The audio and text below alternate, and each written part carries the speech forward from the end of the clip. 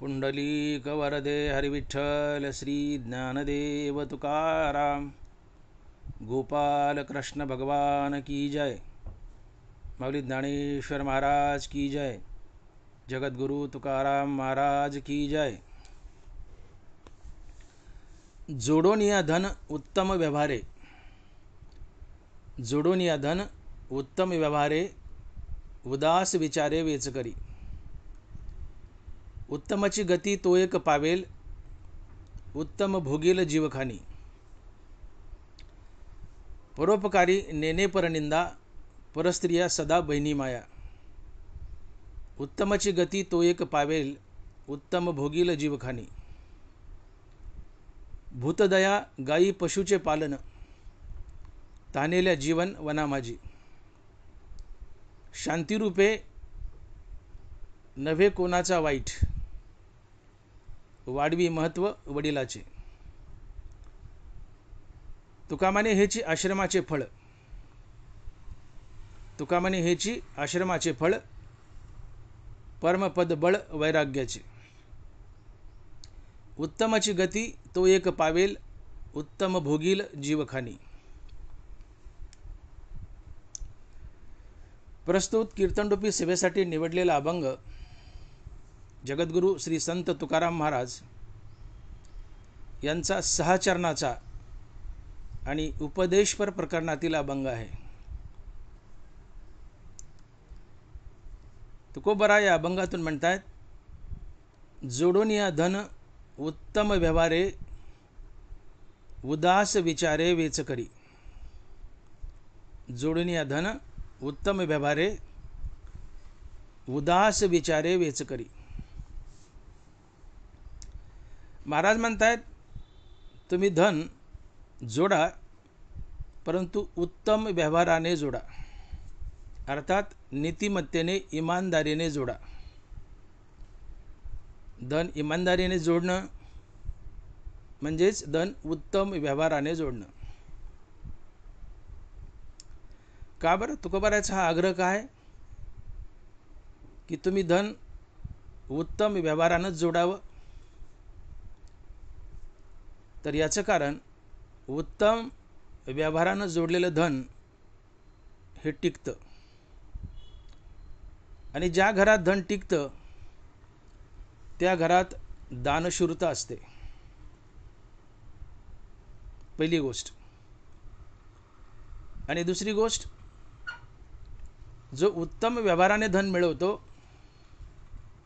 तो बहुतेक करून परमार्थिकच असतो, आणि परमार्थिक मनुष्य खरा दानशूर असतो। याची साक्ष ज्ञानोबाराय देत आहेत। संतांचं लक्षण सांगताना ज्ञानोबाराय लिहित आहेत, घरी दिसे साकड देही ऐतीची रोड, परी दानी जया होड सुरतरुसी।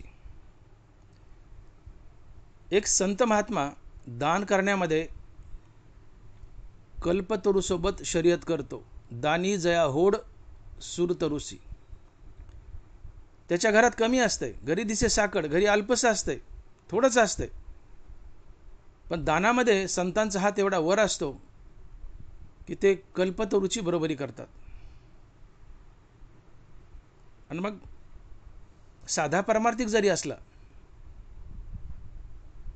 तर त्याच्या अंगात थोडेफार काही ना काही संतांचे गुण असतात, आणि म्हणून परमार्थिक मनुष्य हा खरा दानी असतो। कारण हे धन जोडायचं आहे उत्तम व्यवहारानं, पण नुसतं घरात साठवून ठेवायचं नाही, तर पुढं काय करायचं आहे? उदास विचारे वेच करी। उत्तम व्यवहारानं जोडायचे, पण उदार अंतकरणानं दान करायचे, खर्चही करायचे, ज्याला तुकोबाराय म्हणतात उदास विचारे वेच करी। आणि म्हणून तुकोबारायचा आग्रह आहे की तुम्ही धन उत्तम व्यवहारानंच मिळवा। का? तर पहिली गोष्ट, उत्तम व्यवहारानं मिळवलेलं धन टिकतं, आणि ज्या घरात धन टिकू नये त्या माणसाचा दानामध्ये वर हात असतो, तो दानशूर असतो।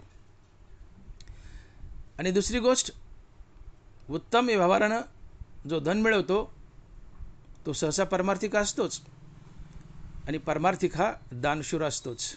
आणि म्हणून ज्ञानोबाराय बोलत आहेत की घरी दिसे साकड देही ऐतीची रोड, परी दानी जया होड सुरत ऋषी. या दोन कारणामुळं तुकोबारायांचा आग्रह आहे की जोडून या धन उत्तम व्यवहारे. धन तुम्ही उत्तम मार्गानेच मिळवा.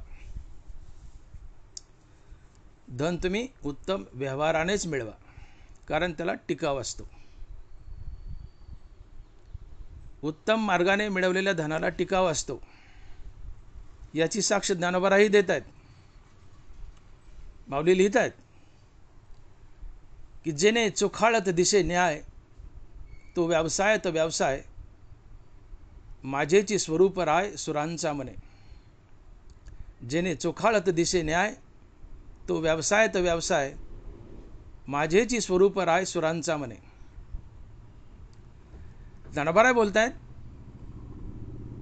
की जो व्यवसाय धंदा शुद्ध व नीतीने केला जातो, जो व्यवसाय शुद्ध नीतीने व न्यायाने केला जातो,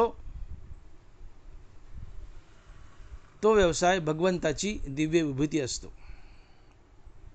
तो व्यवसाय भगवंताची दिव्य विभूती असतो. आणि म्हणून ज्ञानोबाराय म्हणतात की जेने चोखाळत दिसे न्याय, तो व्यवसाय तो व्यवसाय, माझेची स्वरूप राय सुरांचा मने. इमानदारीने केलेला धंदा, नीती न्यायाने केलेला धंदा व्यवसाय ही भगवंताची दिव्य विभूती असते. तो व्यवसाय भगवंताचं प्रतिरूप असतं. भगवंत त्या व्यवसायात उभा असतो. जेने चोखाळत दिसे न्याय, तो व्यवसाय तो व्यवसाय, माझेची स्वरूप राय सुरांचा मने. अर्थात इमानदारीने केलेला धंदा हे भगवंताचं प्रतिरूप असतं. इमानदारीने केलेला धंदा हा स्वतः भगवंतच असतो. त्या धंद्यात स्वतः भगवंत उभा असतो. आणि जिथे भगवंत उभा असतो तिथे लक्ष्मी आपोआप येऊन उभी राहते. आणि मग ज्या धंद्यात भगवंतासहित लक्ष्मी उभी आहे,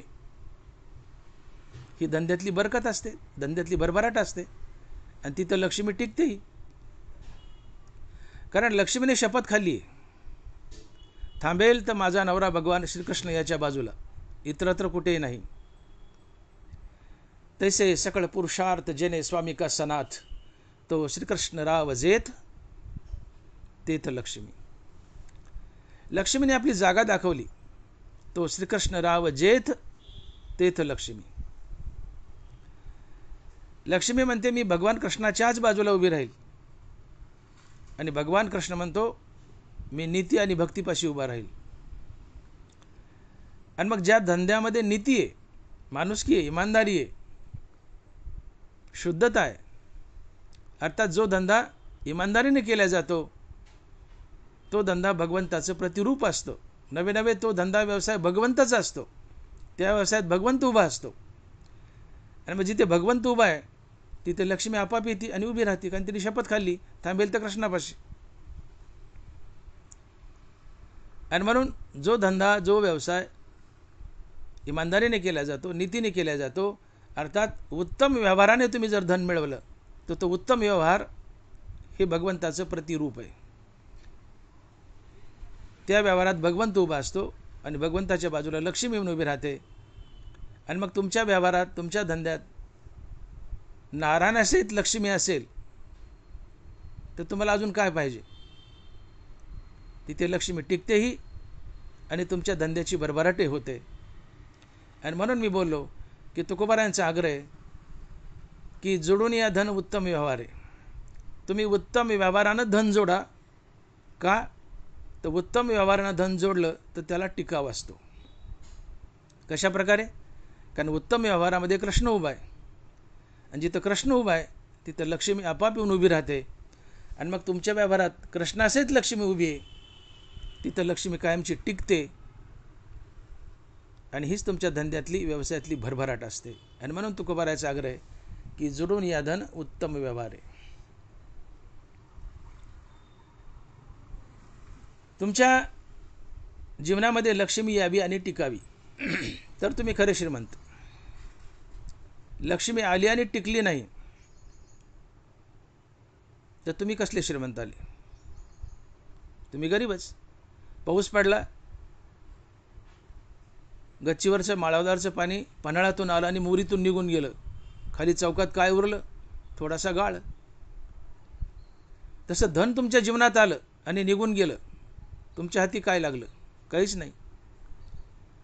म्हणून संपत्ती धन जीवनात यावी, पण ती टिकावी. लक्ष्मी जीवनात यावी, पण ती स्थिरावी, तर तुम्ही खरे श्रीमंत, गर्भ श्रीमंत. मग लक्ष्मी कुठे टिकते? तर लक्ष्मी स्वतः सांगते की मी कुठे स्थिरावते. ज्ञानोबा लिहित आहेत, सुकुळीने आपली आत्मजा सुकुळीच दिदली, ह्यासो लक्ष्मी स्थिरावली मुकुंदी जैसी. हे असो लक्ष्मी स्थिरावली मुकुंदी जैसी. लक्ष्मी कुठे स्थिरावते? मुकुंद कृष्णापाशी. आणि म्हणून इथे शब्दप्रयोग कसा आहे बघा. हे असो लक्ष्मी आली असं नाही म्हटलं ज्ञानोबांनी, हे असो लक्ष्मी स्थिरावली मुकुंदी जैसी. तुमच्या व्यवसाय धंद्यात लक्ष्मी यावी आणि ती स्थिरावी. मग ती कुठे स्थिरावते? तर फक्त मुकुंद कृष्णापाशी. आणि मुकुंद कृष्ण कुठे स्थिरावतो? तर उत्तम व्यवहारात, नीतियुक्त व्यवहारात, इमानदारीच्या व्यवहारात. आणि म्हणून उत्तम व्यवहार हा प्रत्यक्ष भगवान श्रीकृष्ण आहे. उत्तम व्यवहार हा प्रत्यक्ष भगवान श्रीकृष्ण आहे. कारण उत्तम व्यवहार हे भगवंताचं प्रतिरूप आहे, ही भगवंताची दिव्य विभूती आहे. त्या व्यवसायात गुप्त रूपाने भगवान कृष्ण नांदतो. आणि म्हणून उत्तम व्यवहार हा प्रत्यक्ष श्रीकृष्ण आहे. उत्तम व्यवहारात श्रीकृष्ण उभा आहे, आणि जिथं लक्ष्मी उभी आहे, जिथं कृष्ण उभा आहे तिथं लक्ष्मी आपोआप येते आणि स्थिरावते. उत्तम व्यवहार हा श्रीकृष्ण आहे, आणि जिथं श्रीकृष्ण उभा आहे तिथं लक्ष्मी आपोआप येते आणि स्थिरावते. आणि तुम्ही गर्भ श्रीमंत बनता, पिढ्यानं पिढ्या श्रीमंत राहता, ती लक्ष्मी टिकते. आणि म्हणून तुकोबारायाचा हट्ट आहे की जोडून या धन उत्तम व्यवहारे, आणि पुढं मग हेच धन उदास विचारे वेच करी. आणि म्हणून उत्तम व्यवहारानं जोडलेलं धन टिकतं. परंतु धन जर उत्तम व्यवहारानं जोडलं नाही, लांडी लबाडीनं जोडलं, भ्रष्टाचारानं जोडलं, तर ते टिकत नाही. माझं वाक्य पुन्हा ऐका. तुकोबारायाचा आग्रह आहे की धन उत्तम व्यवहारानं जोडा. का? तर धन उत्तम व्यवहारानं जोडलं तरच ते टिकतं. आणि धन जर उत्तम व्यवहारानं जोडलं नाही, लांडीला बडीने भ्रष्टाचारानं जर धन घरात आणलं, तर ते टिकत नाही. का टिकत नाही? तर लक्ष्मीने शपथ खाल्ली की ज्या धंद्यात, ज्या व्यवसायात किंवा ज्या घरात माझा नवरा श्रीकृष्ण नांदतो, मी फक्त त्याच्याच बाजूला स्थिरावेल, इतरत्र कोठे नाही. मग ज्या माणसाने लबाडीने, वाममार्गाने, भ्रष्टाचारानं धन घरात आणले, अशा भ्रष्टाचारी लबाड माणसाच्या जीवनात नीती नसते, भक्ती नसते. मग कृष्णानं तर शपथ खाल्ली की थांबेल तर नीतीपाशी आणि भक्तीपाशी, इतरत्र कोठे नाही. देवानं अर्जुनाला एक पत्ता सांगितला की अर्जुना, तुला जर कधी वाटलं की भगवान कृष्णाला शोधावं, तर मी तुला एक कायमचा पत्ता सांगतो की जिथं मी तुला नक्की सापडेल. ज्ञानोबा लिहित आहेत, एक वेळी मी वैकुंठी नसे, भानुबिंबीही न दिसे, वरी योगी यांची मानसे उमरडो निजाय, परी तयापाशी पांडवा मी हरपला गिवंसावा, जेत नाम घोषू बरवा, करीती ते माझा. अर्जुना, तुला कधी वाटलं भगवान कृष्णाला शोधावं, तर भगवान कृष्णाला वैकुंठात शोधू नको, सूर्याच्या तेजात शोधू नको, योग्याच्या ध्यानात शोधू नको. मग कुठं शोध? तयापाशी पांडवा मी हरपला गिवंसावा, जेत नाम घोषू बरवा, करीती ते माझा. कुठं शोध? की जिथं माझं जय जय रामकृष्ण हरी भजन चाललंय तिथं मला शोध. माझ्या नामापाशी मी काठी घेऊन उभा असतो. हे देव बोलतोय, कृष्ण बोलतायत. आणि म्हणून तुकोबाराय म्हणतायत की माझे भक्त गाती जिथे नारदा, मी उभा तिथे. देव आपल्या नावापाशी तिष्ठत उभा असतो. निजल्याने गाता उभा नारायण, बैसून कीर्तन करिता डोले. तुम्ही झोपलायत आणि पडल्या पडल्या रामकृष्ण हरी म्हणतायत, देव तुमच्या उशाला उभा असतो. आणि आता तुम्ही उठून बसलायत आणि रामकृष्ण हरी म्हणतायत, तोच कृष्ण तुमच्या बाजूला नाचत असतो. निजल्याने गाता उभा नारायण, बैसून कीर्तन करिता डोले. तात्पर्य देव आपल्या नावापाशी उभा असतो. माझे भक्त गाती जिथे नारदा, मी उभा तिथे. देव नावापाशी उभा आहे, अर्थात भक्तीपाशी उभा आहे, आणि देव नीतीपाशी उभा आहे. तुम्ही नीती हा शब्द फोडा. न अधिक इति बरोबर नीती. न म्हणजे नाही आणि इति म्हणजे शेवट. मग नीती जर शब्द फोडला तर न म्हणजे नाही आणि इति म्हणजे शेवट. अर्थात जिला कधीच शेवट नाही ती नीती आहे. आणि या विश्वात एकच वस्तू अशी आहे की जिला कधीच शेवट नाही, आणि ती आहे परमात्मा. पण परमात्मा ही नीती आहे आणि नीती हाच परमात्मा आहे. आणि म्हणून नाथ महाराज भागवतात म्हणतात की ते नीतीची नीती मी श्रीपती जान निश्चिती उद्धवा. ते नीतीची नीती मी श्रीपती जान निश्चिती उद्धवा. नीतीची ही मूर्तिमंत नीती भगवान श्रीकृष्ण आहे. अर्थात नीती हाच देव, देव हीच नीती. आणि म्हणून लबाड मनुष्य, भ्रष्टाचारी मनुष्य, त्यांनी लबाडीनं भ्रष्टाचारानं आपल्या घरात धन आणलंय. या लबाडाच्या तोंडात देवाचं नाव नाही आहे, म्हणून त्या घरात गुप्त रूपानं कृष्णाचा वास नाही आहे. या लबाडाच्या जीवनात नीती नाही आहे, म्हणूनही भगवान कृष्णाचा त्या घरात गुप्त रूपाने वास नाही आहे.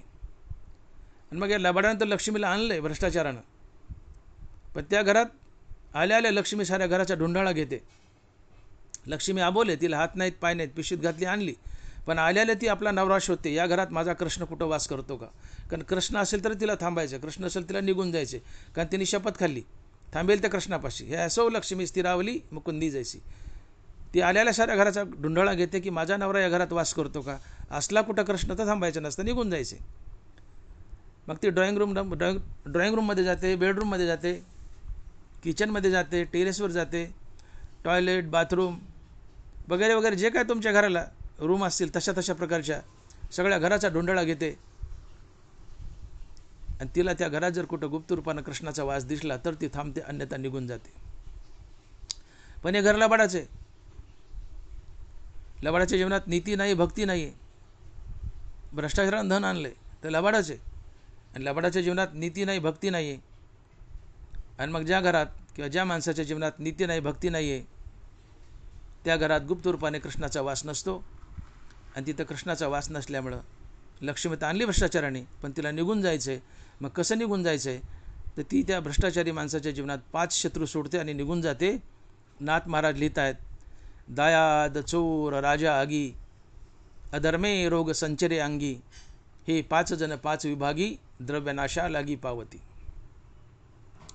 दायाद चोर राजा आगी, अधर्मे रोग संचरे अंगी, हे 5 जण 5 विभागी, द्रव्यनाशा लागी पावती. या 5 शत्रूच्या मार्फत लक्ष्मी त्या धनाचा नाश करते आणि निघून जाते. का? तर तिला घरात आणलंय, पण तिथं तिचा कृष्ण नाही आहे. तिने शपथ खाल्ली थांबेल तर कृष्णापाशी, इतरत्र नाही. मग त्या घरात तिचा कृष्ण नाही. का? तर तिथं नीती आणि भक्ती नाही आहे, म्हणून कृष्ण नाही आहे. कृष्ण नाही, मग मला निघून जायचं आहे. कसं जायचं? ती या 5 शत्रूमार्फत त्या धनाचा नाश करते आणि निघून जाते.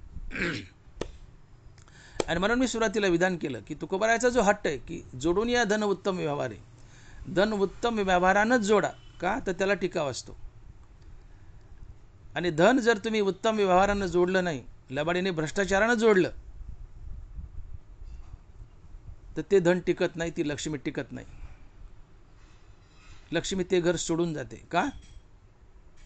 मी बोलून गेलो की लक्ष्मीने शपथ खाल्ली, मी थांबेल, मी स्थिरावेल तर माझा नवरा कृष्ण याच्या बाजूला, इतरत्र नाही. मग लबाडानं भ्रष्टाचारी माणसानं लक्ष्मीला घरात आणलंय पिशवीत घालून, पण तिने साऱ्या घराचा ढुंढाळा घेतलाय. माझा कृष्ण इथं कुठं आहे का? त्या घरात गुप्त रूपाने कृष्ण वास करत नाही. का करत नाही? तर त्या लबाडाच्या भ्रष्टाचारीच्या जीवनामध्ये नीतीभक्ती नाही आहे. मग नीतीभक्ती नाही म्हणून कृष्ण नाही, कृष्ण नाही, मग लक्ष्मीला तर आणले पण तिला निघून जायचे. कसं जायचं? तर तीही 5 शत्रू मागे सोडते. दायाद चोर राजा आगी, अधर्मे रोग संचरे अंगी, हे 5 जण 5 विभागी, द्रव्यनाशा लागी पावती. भ्रष्टाचाराच्या लबाडीच्या धनाचा नाश करण्यासाठी लक्ष्मी तुमच्या जीवनात 5 शत्रू सोडते. त्यातला पहिला शत्रू आहे दायाद. मग ते धन कसलंही असो, तुम्ही धंद्यातून लबाडीने आणा, नोकरीतून भ्रष्टाचार करून आणा, चोऱ्या करून आणा, मुंडकी मोडून आणा, कुठल्याही वाममार्गानं, कुठल्याही चुकीच्या मार्गानं, कुठल्याही लबाडीच्या मार्गानं, कुठल्याही भ्रष्टाचाराच्या मार्गानं, कुठल्याही चुकीच्या मार्गानं धन घरात जर आणलं तर त्याचा नाश होतोच या 5 शत्रूमार्फत. त्यातला पहिला शत्रू आहे दायाद. अधर्माच्या लबाडीच्या धनाचा नाश करण्यासाठी लक्ष्मी त्या अधर्मी माणसाच्या जीवनात पहिला शत्रू सोडते, दायाद. दायाद या शब्दाचा अर्थ होतो, याचे 2 अर्थ केलेत नाथ महाराजांनी. त्यातला पहिला अर्थ आहे आपले भाऊबंद आपल्या वाईटावर टपतात, आपलं धन लुटतात, आपल्याला भिकायला लावतात. आणि दुसरा अर्थ होतो आपली अवलाद वायाला जाते, बाई बाटली ताटली इकडे झुकते, आपल्या धनाचा नाश करते आणि आपला पैसा खर्च होतो आणि आपण भिकायला लागतो. असे दायाद या शब्दाचे 2 अर्थ होतात. तर पहिला अर्थ आहे दायाचा, आपले भाऊबंद आपल्या वाईटावर टाकतात. ज्या घरामध्ये भ्रष्टाचारानं लबाडीने धन आणलंय त्या घरात एक ना एक दिवस भावाभावात यादवी माजतेच, भावाभावात भांडण माजतंच. भाऊ एकमेकात काठ्या कुराड्या करतात, एकमेकाची डोकी फोडतात, मर्डर करण्यापर्यंत ते प्रकरण जातं. अधर्माच्या धनाचा नाश करण्यासाठी पहिला शत्रू टपलेला असतो तो दायाद. तर दायाद म्हणजे भावाभावात काठ्या कुराड्या होणे, भावाभावात मारामारी होणे. भाऊ मारामारी करतात, भांडतात, धन वाटून घेतात आणि शेवटी या धनाचा नायनाट होतो, ते खर्च होतं आणि तो भ्रष्टाचारी मनुष्य भिकायला लागतो. याला दायाद म्हणतात. आपले भाऊबंद आपल्या वाईटावर टाकतात. तुम्ही सभोवताली बघा, ज्या घरात अधर्मानं, भ्रष्टाचारानं, लबाडीनं धन येतं त्या घरात एक ना एक दिवस भावाभावात भांडणं होतातच, काट्या कुरड्या होतातच, भावाभावात घर फुटतंच आणि शेवटी पूर्ण घर भिकायला लागतं. हे भाऊ पैसा वाटून घेतात, बाई बाटली ताटली किंवा इतर कुठल्याही वाममार्गात खर्च करतात आणि ते पूर्णच भाऊ शेवटी कंगाल होतात, भिकायला लागतात. कारण अधर्माचं टिकत नसतं. कारण लक्ष्मीला निघून जायचे, त्यांनी शपथ खाल्ली, थांबेल तर कृष्णापाशी. लबाड माणसाच्या जीवनात कृष्णाचं नाम नाही, मग त्या घरात कृष्ण नाही, कृष्ण नाही, मग निघून जायचे. कसं जायचं? या दायाद शत्रूच्या मार्फत. तर पहिला दायाद शत्रू आहे, भावाभावात भांडणं होतात, काट्याकुरड्या करतात, धन लुटतात, वामाभागात खर्च करतात, धन खर्च होतं, निघून जातं, मनुष्य भिकायला लागतो. अधर्माचं पचत नाही. म्हणून लबाड्या करू नका, भ्रष्टाचार करू नका, कधी ना कधी भिकायलाच लागाल. दायाद या शब्दाचा दुसरा अर्थ आहे आपली अवलाद आपल्या डोळ्यादेखत वायाला जाणे. लबाडीने जर पैसा घरात आणला तर लक्ष्मी आपल्या अवलादीला दुर्बुद्धी फोडते, बाई बाटली ताटली अशा वाईट मार्गाला झुकवते, पैसा वाममार्गात खर्च करायला लावते आणि निघून जाते आणि शेवटी तो बाप भिकायला लागतो. बाप जगतच असतो अवलादीसाठी. बापाचं सगळ्यात मोठं सुख असतं अवलाद. प्रत्येक बाप जगतो तो अवलादीसाठी, स्वतःसाठी नाही, अवलादीसाठी बाप जगतो. आणि अवलाद जर आपल्या डोळ्यापुढे नंगानाच करू लागली तर बाप अर्ध्या आयुष्यात झुरून मरतो. बाप गुडघ्यात मान घालतो आणि पोराला म्हणतो, अरे पोरा, या धनाचं नको असं वाटोळं करू, अरे पोरा, या धनाचं नको असं वाटोळं करू. हे धन मिळवण्यासाठी मी लई लोकांचे मुंडके मोडलेत, हे धन मिळवण्यासाठी मी लई लोकांचे मुंडके मोडलेत. पोरगं म्हणतात, आता जरा दम काढ, आता जरा दम काढ, तुझंच मुंडकं मोडायचं बाकी आहे. आणि पोरगं मुंडकं मोडतच. बापाच्या गचोऱ्याला धरतं, काढ म्हणतं चावी. बापाकडून चावी घेऊन पैसा घेतं, पैसा लुटतं, बाई बाटली ताटली अशा वाईट मार्गात पैसा खर्च करतं आणि हा लबाडीचा भ्रष्टाचाराचा पैसा निघून जातो. पुटी नालायक अवलाद देणे ही बापाला अधर्मानं वागल्याची फेड असते. पुटी नालायक अवलाद देणे ही बापाला अधर्मानं वागल्याची फेड असते. कबीर महाराज बोलले, बुरी नजर वाले तेरा बच्चा जिए, बुरी नजर वाले तेरा बच्चा जिए और वो बड़ा होकर तेरा खून पिए.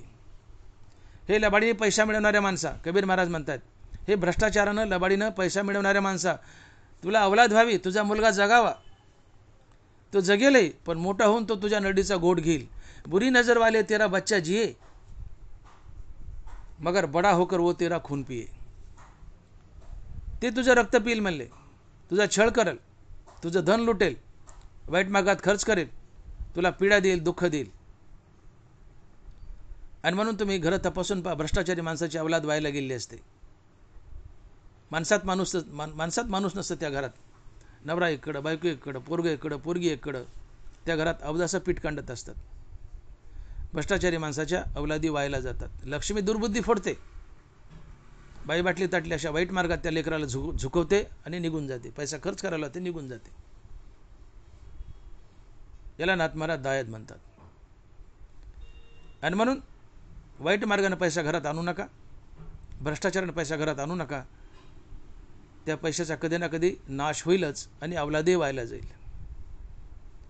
आणि आपल्या डोळ्यापुढे अवलाद वाईट वागणे, आपल्या डोळ्यापुढे अवलादीने नंगानाच करणे हे बापाचं सगळ्यात मोठं दुःख असतं. बापाच्या खिशात 10 रुपये पण अवलाद सद्गुणी, त्याच्यासारखा श्रीमंत बाप तोच. बापाजवळ कोट्यावधी रुपये पण अवलाद नालायक आहे, त्याच्यासारखा भिकारी आणि दरिद्री बाप तोच. सद्गुणी अवलाद ही बापाची सगळ्यात मोठी श्रीमंती असते. परंतु अधर्मानं, भ्रष्टाचारानं, लबाडीने जर पैसा घरात आणला तर अवलाद व्हायला जाते, दुर्गुणी बनते. लक्ष्मी त्या अवलादीला दुर्बुद्धी फोडते, बाई बाटली ताटली अशा वाईट मार्गाला झुकवते, पैसा खर्च करायला लावते, नंगा नाच करते, बापाचं गचुरं धरायला लावते आणि बापाला झुरायला लावते आणि अर्ध्या आयुष्यात मारते. पैसा निघून जातो. आणि म्हणून तुकोबाराचा हट्ट आहे की जोडून या धन उत्तम व्यवहार आहे. उत्तम व्यवहारानं धन जोडा, ते टिकेल. आणि उत्तम व्यवहारानं धन जोडलं नाही, वाईट मार्गानं जर धन जोडलं तर या पहिल्या दायाद शत्रूमार्फत त्याचा नाश होईल आणि ते निघून जाईल, तुम्ही भिकार लागाल. अधर्माच्या धनाचा नाश करण्यासाठी टपलेला दुसरा शत्रू आहे चोर, दायाद चोर. दुसरा शत्रू आहे चोर. अधर्माच्या धनाची सहसा चोरी होते. अधर्माच्या धनाला जोडून चोरी असते. का तर अधर्मानं, लबाडीनं, भ्रष्टाचारानं लक्ष्मीला घरात आणले, तिला थांबायचं नाही. मग ती 5 शत्रूपैकी कुठला तरी सोडते. पहिला दायाद सोडला, दुसरा चोरी सोडते. अधर्माच्या धनाला जोडून चोरी असते. सहसा त्याच घरात चोरी होते की जिथं लबाडीचं, अधर्माचं, भ्रष्टाचाराचं धन आहे. धर्म हा धनाचं कवच असतो. तुम्ही जर धर्मानं, इमानदारीनं धन मिळवलं तर धर्मच त्या धनाचं कवच बनतो. तुम्ही धर्मानं धन मिळवलं तर धर्मच त्या धनाचं कवच बनतो आणि पिढ्याने पिढ्या त्या धनाचं रक्षणही करतो. आणि अधर्मानं जर मिळवलं तर अधर्मच त्या धनाचं कवच बनतो आणि त्या धनाची चोरी करायला लावतो आणि त्या धनाचा नाश होतो. याची साक्ष नाथ महाराज देतात. जयाच्या द्रव्यासी जाण, नाही धर्माचे संरक्षण, ते काळ्याची होयशीन, तेच लक्षण हरी सांगे. करून अति सायास, जोडला अर्थ बहुवस, त्यासी अधर्मे आला नाश, तोची विलास हरी सांगे. अधर्माचं धन आहे, अधर्मच त्या धनाचं कवच बनतो. चोराला जाऊन सांगतो अधर्म की या घरात अधर्माचं धन आहे, जाण त्या घरात चोरी कर. कारण अधर्माच्या धनाचं कवच अधर्मच बनतो आणि त्या धनाचा नाश करतो. त्यासी अधर्मे आला नाश. अधर्मानं मिळवले, अधर्मच त्या धनाचं कवच बनतो, अधर्मच त्या धनाची चोरी करायला लावतो आणि त्या धनाचा नाश करतो. त्यासी अधर्मे आला नाश. म्हणून धन धर्मानं मिळवा, उत्तम व्यवहारानं मिळवा. धन धर्मानं मिळवलं तर धर्मच त्या धनाचं कवच बनतो आणि पिढ्याने पिढ्या त्या धनाचं रक्षण करतो. म्हणून आपल्या धनाला धर्माचं कवच नेसवा, अर्थात उत्तम व्यवहाराचं कवच नेसवा. आणि म्हणून तुकोबाराचा हट्ट आहे की जोडून या धन उत्तम व्यवहार आहे. धन उत्तम व्यवहारानं मिळवा, धर्मानं मिळवा. धर्मच त्या धनाचं कवच बनतो आणि पिढ्यानपिढ्या त्या धनाचं रक्षण करतो. ज्ञानदेव म्हणे नाम जपहरीचे, परंपरा त्याची कुळशुद्ध. तुम्ही नामधारक असाल तर पुटी नामधारकच अवलाद देते. नामधारक अवलाद सद्गुणी असते आणि अशी सद्गुणी अवलाद पिढ्यानपिढ्या धनाचं रक्षणही करते. शिवाय त्या घरात अवलाद नामधारक असल्यामुळे लक्ष्मी असते, टिकून असते. का नामधारकाच्या घरात कृष्णाचा वास असतो, कृष्णाजवळ लक्ष्मी येते आणि ती टिकते, घुटमळते. तिला ते घर सोडायचं नाही. का नामधारकाच्या घरात कृष्ण नांदतो आणि तिला कृष्णाजवळ नांदायचे, म्हणून त्या घरात ती घुटमळते. आणि म्हणून नामधारकाचं धन पिढ्याने पिढ्या टिकतं. नामधारकाच्या पोटी सद्गुणी अवलाद तर येतेच, पण नामधारकाच्या घरात कृष्णाचा वास आहे म्हणून लक्ष्मीचा वास आहे आणि लक्ष्मी त्या घरात घुटमळते, कारण तिथं कृष्ण वास करतो. आणि ते धन पिढ्यानपिढ्या टिकतं. आणि म्हणून ज्ञानदेव म्हणे नाम जप हरीचे, परंपरा त्याचे, कुळ तर शुद्धच आहे पण पिढ्यानपिढ्या धनही टिकून राहतं, का तर उत्तम व्यवहारानं जोडले आणि अवलादे नामधारक आहे. आणि म्हणून अधर्माच्या धनाला जोडून चोरी असते. तुम्ही बघा कुठं फिरायला गेले तर तुम्ही हुकून चुकून गावाला गेले आणि दिवसभर घर तुमचं उघडं आहे, चुकून उघडं राहिलं, तुमच्या घरात चुकूनही चोरी होणार नाही जर घरातलं धन धर्माचं असेल तर. कारण धर्म त्या घरात काठी घेऊन उभा असतो, त्या धनाचं रक्षण करतो. धर्माचं धन असेल आणि चुकून घर उघडं राहिलं तर धर्म त्या धनाची चोरी होऊ देत नाही, चोराला दुर्बुद्धीच होऊ देत नाही तुमच्या घरात येण्याची. धर्म त्या धनाचं कवच असतो, त्या धनाचं रक्षण करतो धर्मानं मिळवलं असेल तर. पण लबाडीचं आहे, धर्माचं नाही, अधर्माचं आहे, लबाडीचं आहे. तुम्ही 7 खोल्याचा डांबून ठेवा, हो चोर बरोबर कुलप उघडत येतो, तुमच्या गळ्याला तलवार लावतो, काढ म्हणतो चावी, नाही तर कापून टाकतो, चोर सगळं धन घेऊन जातो. भीतीपोटी तुम्ही चावी देता. अधर्माच्या धनाला जोडून चोरी असते. हा दुसरा शत्रू आहे. दायाद चोर राजा. अधर्माच्या लबाडीच्या धनावर इन्कम टॅक्सची धाड पडते किंवा मोदी साहेब नोटबंदी करतात. पंतप्रधान काय असतो आपल्याला 8 नोव्हेंबर 2017ला कळाला. आपल्याला वाटतं मारली फुल्ली बसलाय दिल्लीत, त्याचा आपला काय संबंध आहे? काय संबंध आहे? राजा काय असतो? पंतप्रधान हा राजा आहे. पंतप्रधान देशाचा राजा आहे. राजा काय चीज आहे आपल्याला 8 नोव्हेंबर 2017ला कळाला. जेव्हा मोदी साहेब टी व्हीवर आले आणि म्हणाले 8 नोव्हेंबर 2017ची ती रात 8 वाजले होते, आज से 500 और 1000 की नोट चलन से बाद होगी. लोकाच्या पायाखालची जमीन सरकली. गोदामाचे गोदामं भरले होते लोकांकडं 1000च्या नोटांनी, 500च्या नोटांनी. लोकांनी पैसा जाळला, गंगेत वाहिला, पुरून टाकला. का? तर 2.5 लाखापेक्षा जास्त जर बँकेत भरले तर जेलात जावं लागते. याला राजा म्हणतात. अधर्माच्या धनाचा नाश करण्यासाठी टपलेला तिसरा शत्रू आहे राजा. अर्थात अधर्माच्या भ्रष्टाचाराच्या धनावर इन्कम टॅक्सची धाड पडते किंवा मोदी साहेब नोटबंदी करतात आणि त्या धनाचा नाश होतो. चौथा शत्रू आहे अधर्माच्या धनाला आग लागते आणि जळून खाक होतं.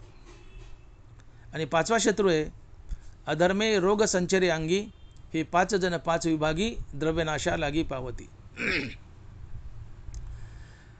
या पहिल्या 4 शत्रूच्या तावडीतून जर ते धन सुटलंच, कोणते कोणते? दायाद चोर राजा आगी.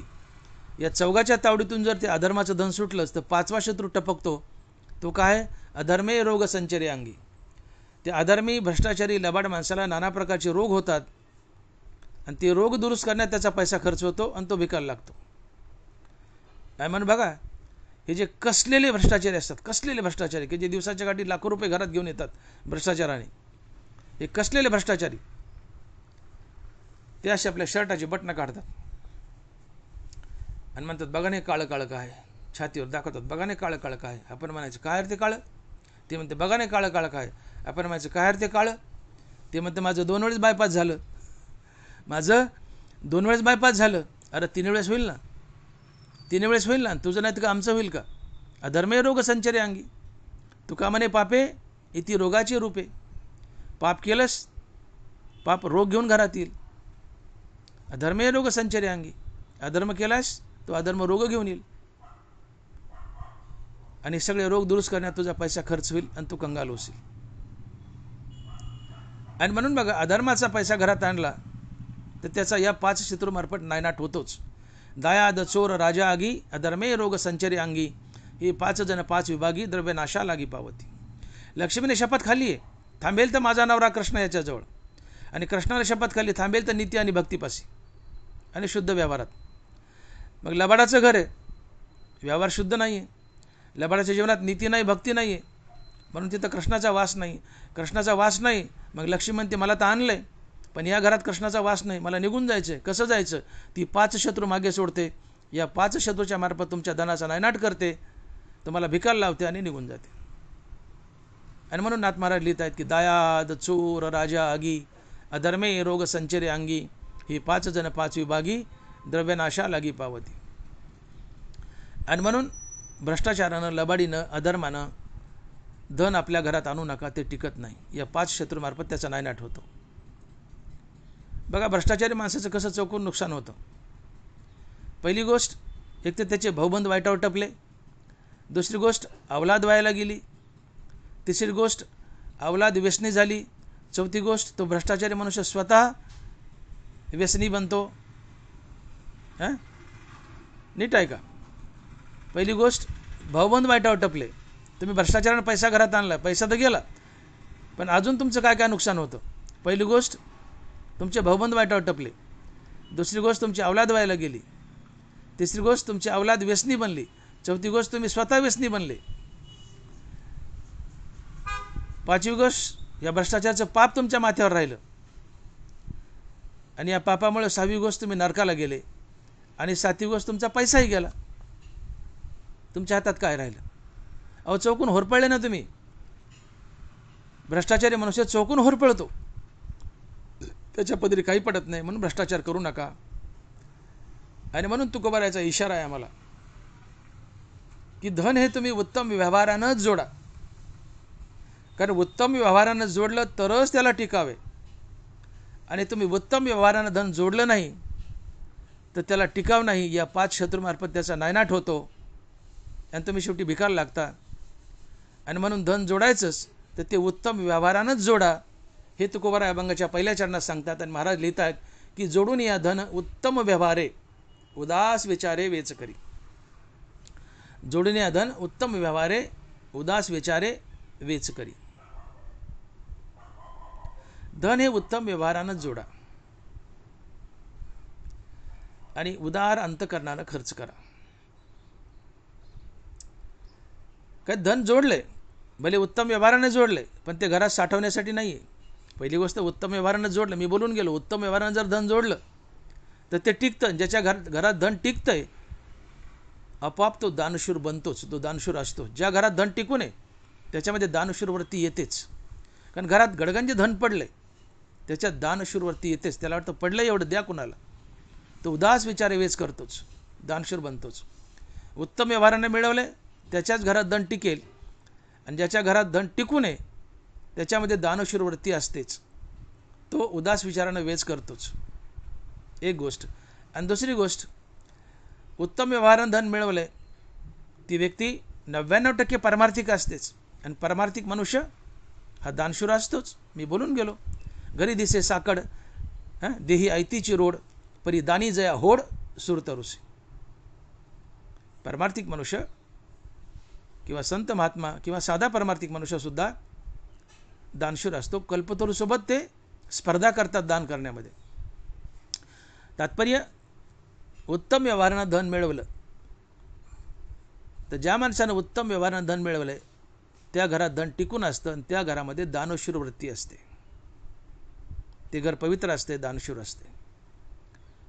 आणि म्हणून धन उत्तम व्यवहारानं मिळवलंय, आता ते साठवून ठेवायचं नाही. तर काय करायचं त्याचं? उदास विचारे वेच करी. वेच करणे म्हणजे खर्च करणे. आणि ते खर्च म्हणजे वाह्यात नाही, ते दानात खर्च करणे. आणि कसं खर्च करणे? उदास विचारे. उदास विचारे वेच करी. आता उदास विचार, उदास या शब्दाची व्याख्या सांगताना ज्ञानोबा एक ओवी लिहित आहेत की या देहावरी उदासू ऐसी अपरी, उखिदा जैसा बिडारी ठेविला असे. इथं तुकोबारांनी काय शब्द वापरला की उदास विचारे वेच करी. तर उदास शब्दाची व्याख्या ज्ञानोबा आहे ज्ञानेश्वरी सांगताना लिहित आहेत की उदास काय असतं. ज्ञानोबा लिहित आहेत, या देहावरी उदासू ऐसी अपरी, उखिदा जैसा बिडारी ठेविला असे. तुम्ही प्रवासामध्ये बसस्टँडला उभा राहिलात आणि तुमच्यापाशी 4-5 पिशव्या आहेत आणि अजून बाजूला 2 माणसं आहेत. त्यांना कुठं जायचे, तुम्हाला कुठं जायचं, वेगळ्या गावाला. पण तेवढ्यात तुम्हाला लघुशंका आली आणि तुम्ही त्या बाजूच्या माणसाला म्हणले, मी आत्ता लघुशंका किंवा लघवी करून येते, माझ्या बिराडाला लक्ष ठेव. तो मनुष्य म्हणतो, जा या करून. तुम्ही लघवीला गेले आणि तेवढ्यात त्या माणसाची गाडी आली. त्या माणसाला तुमच्या त्या बिराडाचं काही घेणं नसतं. तो गाडीत बसतो, निघून जातो. तुमचं बिराड राहू नाही तर कोणी चोरी करू. हा तिरायत मनुष्य तुमच्या सामानाबद्दल, बिराडाबद्दल जसा उदास असतो तसा महात्मा आपल्या देहाबद्दल उदास असतो. म्हणजे उदास असणं म्हणजे त्या गोष्टीचा विसर पडणं. त्या बाजूच्या माणसाची गाडी आली, त्याला याच्या गबाळाचा विसर पडला, तो गाडीत बसला, निघून गेला. तसं महात्म्याला आपल्या देहाचा विसर पडतो. या देहावरी उदासू ऐसी आपरी, उखिता जैसा बिडारी बैसला असे. देहावर उदास आहे म्हणजे देहाचा विसर पडलाय. तसं उदास विचारे वेचकरी म्हणजे दानात खर्च केलाय, पण दानात खर्च करून त्याचा विसर पडलाय, ते ध्यानात ठेवलं नाही. नेकी कर दर्या में फेक, अनासक्त भावनेने दान करा, दान करा आणि विसरा, ते ध्यानात ठेवू नका. दानवाला दान कसं करावं या बाबतीत एक दृष्टांत देतात ज्ञानेश्वरीत. माऊली लिहित आहेत की तरी दाने सर्वस्व देणे, वेचणे ते व्यर्थ करणे, जैसे स्वय फळोनी सुकणे, इंद्रायणी जेवी. दान करताना दान केलं तुम्ही ते एका क्षणात विसरून जावं. उजव्या हाताने केलेलं दान डाव्या हाताला कळू नये, इतकी दानात गुप्तता असावी. ते आपल्या तोंडानं कोणाला वधवू नये, अन्यथा दान किंवा हा धर्म अधर्मात बदलतो. दानात गुप्तता असावी, दानाचा विसर पडावा. याला तुकोबारा म्हणतात उदास विचारे वेचकरी. तुम्ही दान केले पटकन विसरा, ते ध्यानात ठेवू नका. तर दृष्टांत देताना ज्ञानोबारा लिहितात की तरी दाने सर्वस्व देणे, वेचणे ते व्यर्थ करणे, जसे फळवणी स्वय सुकणे, इंद्रावनी जेवी. डोंगराला एक कडू इंद्रावनाची वेल येते आणि त्या वेलीला असे पिवळ्या रंगाची फळं लागतात. तर ज्यावेळेस ही फळं पिकतात त्यावेळेस ती वेलीला सोडतात आणि त्या फळाचा ढिगल होतो एक तिथं. पण कालांतरानं काही दिवसानं ती वेल सुकून जाते, त्या वेलीच्या काड्याकोड्या आणि पालापाचोळा वाऱ्यानं उडून जातो आणि तिथं फक्त फळाचा ढिगल असतो. मनुष्य जर त्या डोंगराला गेला आणि पाहिलं तर तिथं कुठलीही वनस्पती वेल दिसत नाही, फक्त फळाचा ढिगल दिसतो. माणसाला प्रश्न पडतो की ही फळ आले कोणत्या झाडाला. जसं ती इंद्रायणीची वेल, कडू इंद्रावनाची वेल फळ देते आणि स्वतः नाहीशी होते, वाऱ्यानं उडून जाते, तिला त्या फळाचा विसर पडतो. तसं तुम्ही दान करा आणि त्या दानाला विसर पाडा. दान केलं हे विसरा. आणि म्हणून ज्ञानोबा म्हणतात की तरी दाने सर्वस्व देणे, वेचणे ते व्यर्थ करणे, जैसे फळोनी स्वय सुकणे, इंद्रावनी जेवी. नेकी कर दर्या में फेक, दान करा आणि विसरा. याला तुकोबाराय म्हणतात उदास विचारे वेच करी. कारण दान जर तुम्ही चव्हाट्यावर बोलून दाखलं, दान चव्हाट्यावर बोलून दाखवलं, हे दान अर्थात हा धर्म अधर्मात बदलतो. तो धर्मची अधर्म होय विरा, दंभू तो जाणे. धर्म अधर्मात बदलतो. आपलं दान कधी चव्हाट्यावर बोलून दाखवू नका.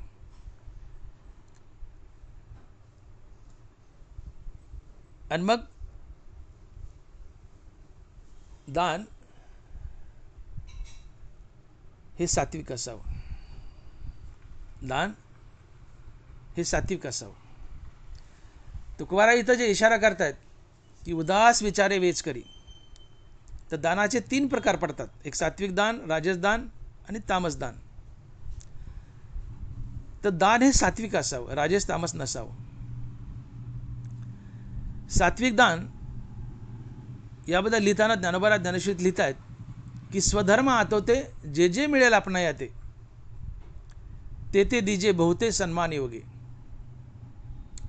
आपल्या व्यवसायातून, स्वधर्मातून जे इमानदारीने मिळवलंय आणि इमानदारीने मिळवलेलं समोरच्याला आदरयुक्त दिलंय आणि परतफेडीच्या आशेने दिलं नाही, दिलंय आणि आपण विसरून गेलोय, ते परत घेतलं नाही, याला सात्विक दान म्हणतात.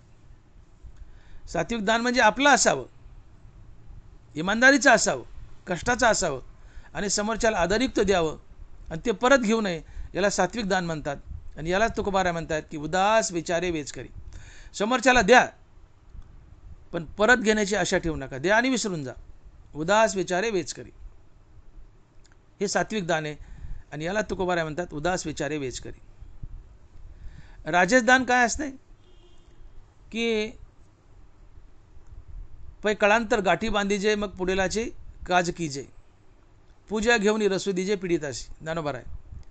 आधी व्याज घ्यायचं आणि मग पैसे द्यायचे. गाईला चारा घालायचा, दुधावर डोळा ठेवायचा आणि मग गाईला चारा घालायचा. व्याजावर डोळा ठेवायचा आणि मग पैसे द्यायचे. गाईला चारा घालायचा, गाईच्या दुधावर डोळा ठेवायचा आणि मग तिला चारा घालायचा. हे राजदान आहे. गाईला गाईला गाईला चारा का घातला तर डोळा दुधावर आहे. समोरच्याला पैसे का दिले तो डोळा व्याजावर आहे. हे राजदान आहे. आणि परतफेडीच्या आशेने केलेलं दान हे राजदान असते. मी त्याला दिले पण मला परत घ्यायचे आणि व्याजासहित घ्यायचे. दुधावर डोळा ठेवायचा गायच्या आणि तिला वैरण घालायची, चारा घालायचा. यात जसा स्वार्थ आहे तसं व्याजावर डोळा ठेवायचा आणि समोरच्याची मदत करायची. हे राजदान आहे. याला तुकोबाराय उदास विचारे म्हणत नाहीत. हे चुकीचं दान आहे. व्याजाचा धंदा करू नका. जो व्याजाचा धंदा करतो तो कधी ना कधी बर्बाद होतो. दान हे सात्विक असावं. व्याज घेऊ नये. तो ज्ञानोबा लिहितात पै कळांतर गाठी बांधीजे आणि मग पुढीलाचे काज कीजे. पदरात व्याज बांधायचं आणि मग त्याला मदत करायची हे पाप आहे. आणि म्हणून व्याजाचा धंदा करणारी माणसं सहसा वर येत नाहीत. हा दोष आहे. व्याज घेणं हा दोष आहे. ज्ञानोबा लिहितात पै कळांतर गाठी बांधीजे मग पुढीलाचे काज कीजे. मी बोललो दुधावर डोळा ठेवायचा आणि गाईला चारा घालायचा. व्याजावर डोळा ठेवायचा आणि मग समोरच्याला उसने पैसे द्यायचे. हे पाप आहे. हे दोष आहे. तर हे दानात मोडतच नाही. हे राजस दान आहे. हा दोष आहे. दान द्यावं, आदरयुक्त द्यावं आणि ते परत घेऊ नये आणि ते विसरून जावं. हे सात्विक दान आहे. आणि तुकोबरा याला म्हणतात उदास विचारे वेचकरी. उदास विचारे वेचकरी.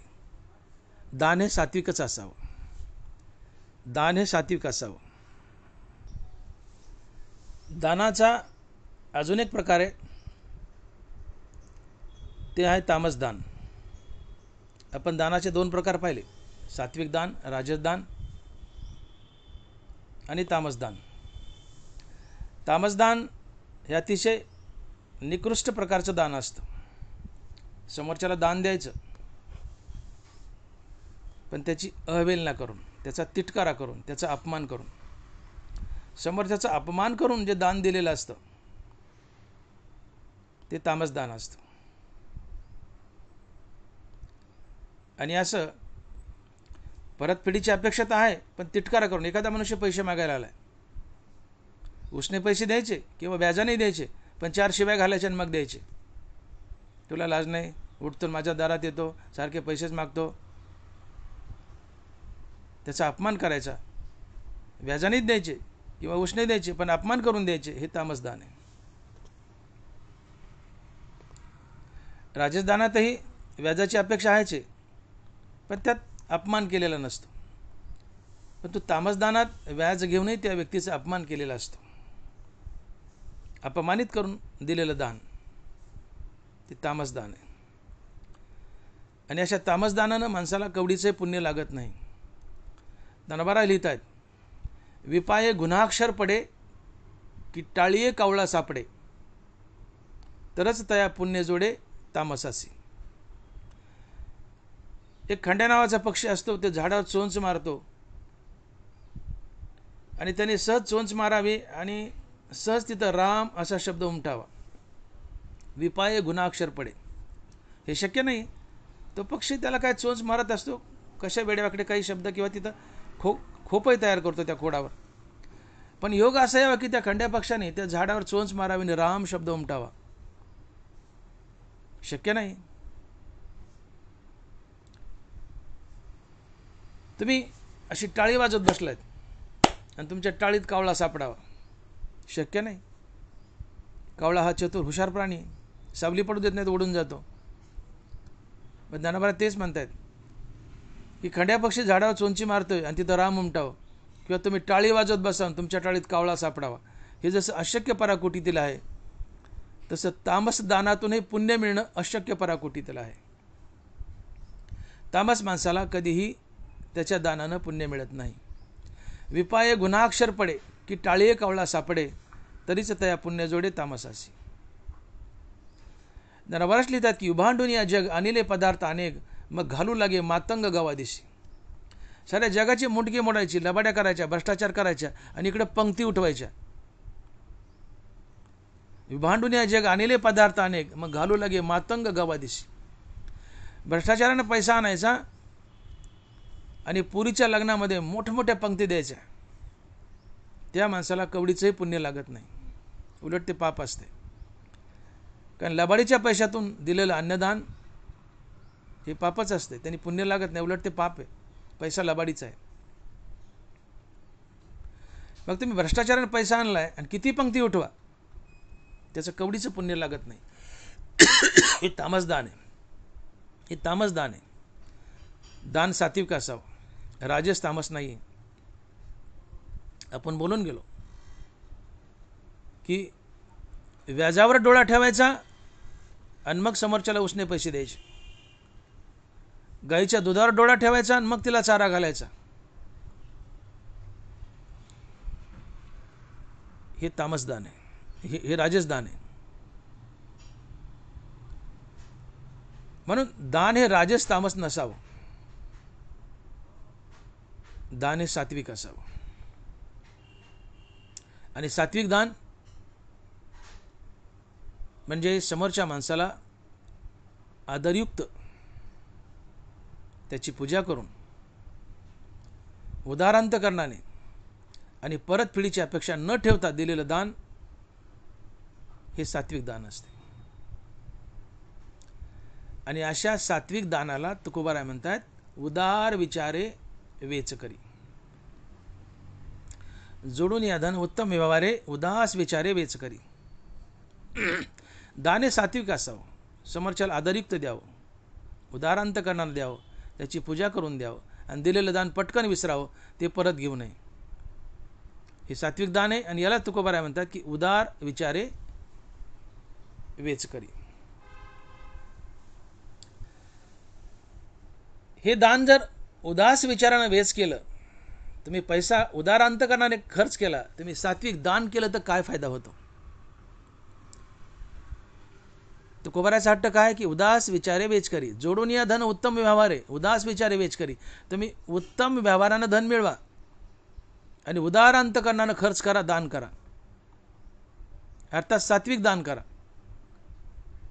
परतफेडीची अपेक्षा न ठेवता दान करा, आदरयुक्त दान करा आणि भरपूर दान करा. का बरं? असं आदरयुक्त दान केलं, परतफेडीची अपेक्षा न ठेवता दान केलं तर काय फायदा होतो. तर दानाचा पहिला फायदा आहे, दानाने आमच्या संसारात बरकत येते. दानाने आमच्या संसारात बरकत येते. दानाने बरकत आणि नीतीने टिकाव असतो. नीतीशिवाय टिकाव नाही आणि दानाशिवाय बरकत नाही. दानाने आपल्या संसारात बरकत येते. गंगा आणि यमुना या दोन नद्याच्या मध्ये सरस्वती गुप्त रूपाने वाहते, ती दिसत नाही. तशी दानाची फलश्रुती ही गुप्त असते, ती दिसत नाही. आणि दानाची फलश्रुती असते बरकत. ती प्रत्यक्ष दिसत नाही म्हणून माणसाला दानाचं महत्त्व वाटत नाही, म्हणून मनुष्य दान करत नाही. पण दानाची फलश्रुती नक्की असते, ती गुप्त असते आणि ती बरकत असते.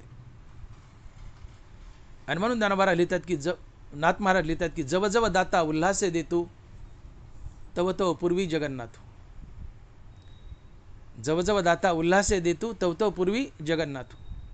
तुम्ही जितकं उल्हासानं अधिक अधिक अधिक दान कराल, तितकं जगन्नाथ परमात्मा तुम्हाला अधिक अधिक अधिक तुमच्या संसारात बरकत देत असतो. तुम्ही दानात खर्च करतायत म्हणजे तुम्हाला वाटतं की व्यर्थ चाललंय, खर्च व्हायलाय, संसाराचा तुकडा तुटून चाललाय. नाही आहे. ज्ञानोबारायची साक्ष देत आहेत. दानात खर्च करणे म्हणजे तुम्ही बँकेमध्ये डिपॉझिट फिक्स ठेवणे. तुम्ही दानात खर्च केला म्हणजे तुम्ही बँकेत पैसा टाकला, ते तुमचं फिक्स डिपॉझिट झालं, ती एफडी झाली. ज्ञानोबाराय साक्ष देत आहेत. माऊली लिहित आहेत एरवी दानशीळ पुरुखू वेचकपणाची संचकू तैसा अव्यय रुखू वेय गमे. एरवी दानशीळ पुरुखू वेचकपणाची संचकू. तुम्ही दानात खर्च करतायत, ते खर्च नसून तो संचय असतो. का तर दानात खर्च केलं तर त्याच्या कितीतरी अधिक पटीने संसारात बरकत येते आणि ही बरकत हा संचय असतो. मग दानात खर्च केलेलं व्यर्थ जात नाही. दानात खर्च केलं की संसारात बरकत येतेच आणि बरकत ही संचय असतो. तुमची संपत्ती वाढते, तुमच्या घरात धन वाढतं, तुमची श्रीमंती वाढते. आणि मग नदीच्या काठी जसा एक झरा असतो, त्याला विहिरा कोणी झरा म्हणतं, कोणी हिरा म्हणतं. वाळूमध्ये तो झरा करतात, विहिरा करतात. त्या झऱ्यातून एक घागरभर पाणी काढलं, ते घागर पाणी भरूस तर त्याला पुन्हा त्या झऱ्याला 2 घागरी पाणी येतं. एक घागर काढतं 2 घागरी हजर असतात. झरा जितका उपसावा तितकं त्या झऱ्याला अधिक अधिक पाणी येतं. तसं दानात जितकं अधिक अधिक खर्च करावं तितकी अधिक बरकत संसारात येते. हा दानाचा पहिला फायदा आहे. आणि याला तुकोबाराय म्हणतात की उदास विचारे वेच करी. जोडून या धन उत्तम व्यवहारे, उदास विचारे वेच करी. तुम्ही उदार अंतकरणानं उत्तम व्यवहारानं धन जोडा आणि उदार अंतकरणानं ते धन दानात खर्च करा. दानात खर्च केलं तर ते खर्च नसते, व्यर्थ जात नाही, वाया जात नाही. जेवढं दिले त्याच्या हजारो पटीने तुमच्या संसारात बरकत येते, तुम्ही श्रीमंत होता. कारण ते ऋण देवावर होतं. तुम्ही समोरच्याला दिलं म्हणजे दरिद्री नारायणाला दिलं. एखादा भिकारी दारात आला, त्या भिकाऱ्याला दिलं म्हणजे त्या भिकाऱ्याला नाही, त्याच्या हृदयात लपलेल्या दरिद्री नारायणाला दिलंय. तो उपकार, दानाचा उपकार नारायणावर होतो. आणि नारायणाला तुमच्या संसारात कुठंतरी तो उपकार फेडावा लागतो. नारायण तुम्हाला बरकत देतो आणि तुम्हाला श्रीमंती लाभते. आणि म्हणून दानाने बरकत असते, नीतीने टिकाव असतो. म्हणून जास्तीत जास्त दान करा, जास्तीत जास्त दान करा. म्हणून दानाने पहिला फायदा दानाचा, दानाने तुमच्या संसारात बरकत येते. दुसरी गोष्ट, दानाने तुम्हाला पुण्य लागतं. दानाने तुम्हाला, दान म्हणजे उदार विचारे वेच करी. मी दान जे बोलते ते उदास विचारे वेच करी म्हणजे दान. या उदास विचारे वेच केल्यानं अर्थात दानाने तुमच्या संसारात बरकत आली, या दानानं तुम्हाला पुण्य लागलं. तिसरी गोष्ट, दानाने समाजात साम्य अवस्था येते. समाजात जी विषमता आहे, कोणी गरीब आहे कोणी श्रीमंत आहे, तर दानाने समाजातली विषमता कमी होते, समाजात साम्य अवस्था येते. गरीब माणसाला तुम्ही भरभरून दान केलं तर तोही श्रीमंत होतो, नीटनाटका जगू शकतो. दानाने समाजात साम्य अवस्था येते. शिवाय दान हे मोक्ष निदानाचं अंजन आहे. ज्ञानोबा बोलतायत, ते हे जाण ज्ञान जे मोक्ष निदानाचे अंजन. दान तुमच्या मोक्षाचा मार्ग खुला करतं, एक ना एक दिवस तुम्हाला मोक्ष मिळवून देतं. बघा हे फायदे दानाचे. दानाने संसारात बरकत आली, दानाने समाजात साम्यावस्था आली, दानाने तुमच्या जीवनात पुण्य आलं, दानाने तुमच्या मोक्षाचा मार्ग खुला केला. आणि दानाने सगळ्यात मोठा जो फायदा होतो तर तो सगळ्यात मोठा फायदा की माणसाला वरच्या उत्तम उत्तम अशा गती लाभतात, योनी प्राप्त होतात. हे तुकोबाराय अभंगाच्या दुसऱ्या चरणात सांगतायत. आणि महाराज लिहित आहेत की उत्तमची गती तो एक पावेल, उत्तम भोगील जीवखानी. उत्तमची गती तो एक पावेल, उत्तम भोगील जीवखानी. तुम्ही जितकं जितकं अधिक दान कराल, आपण फायदे बोललो.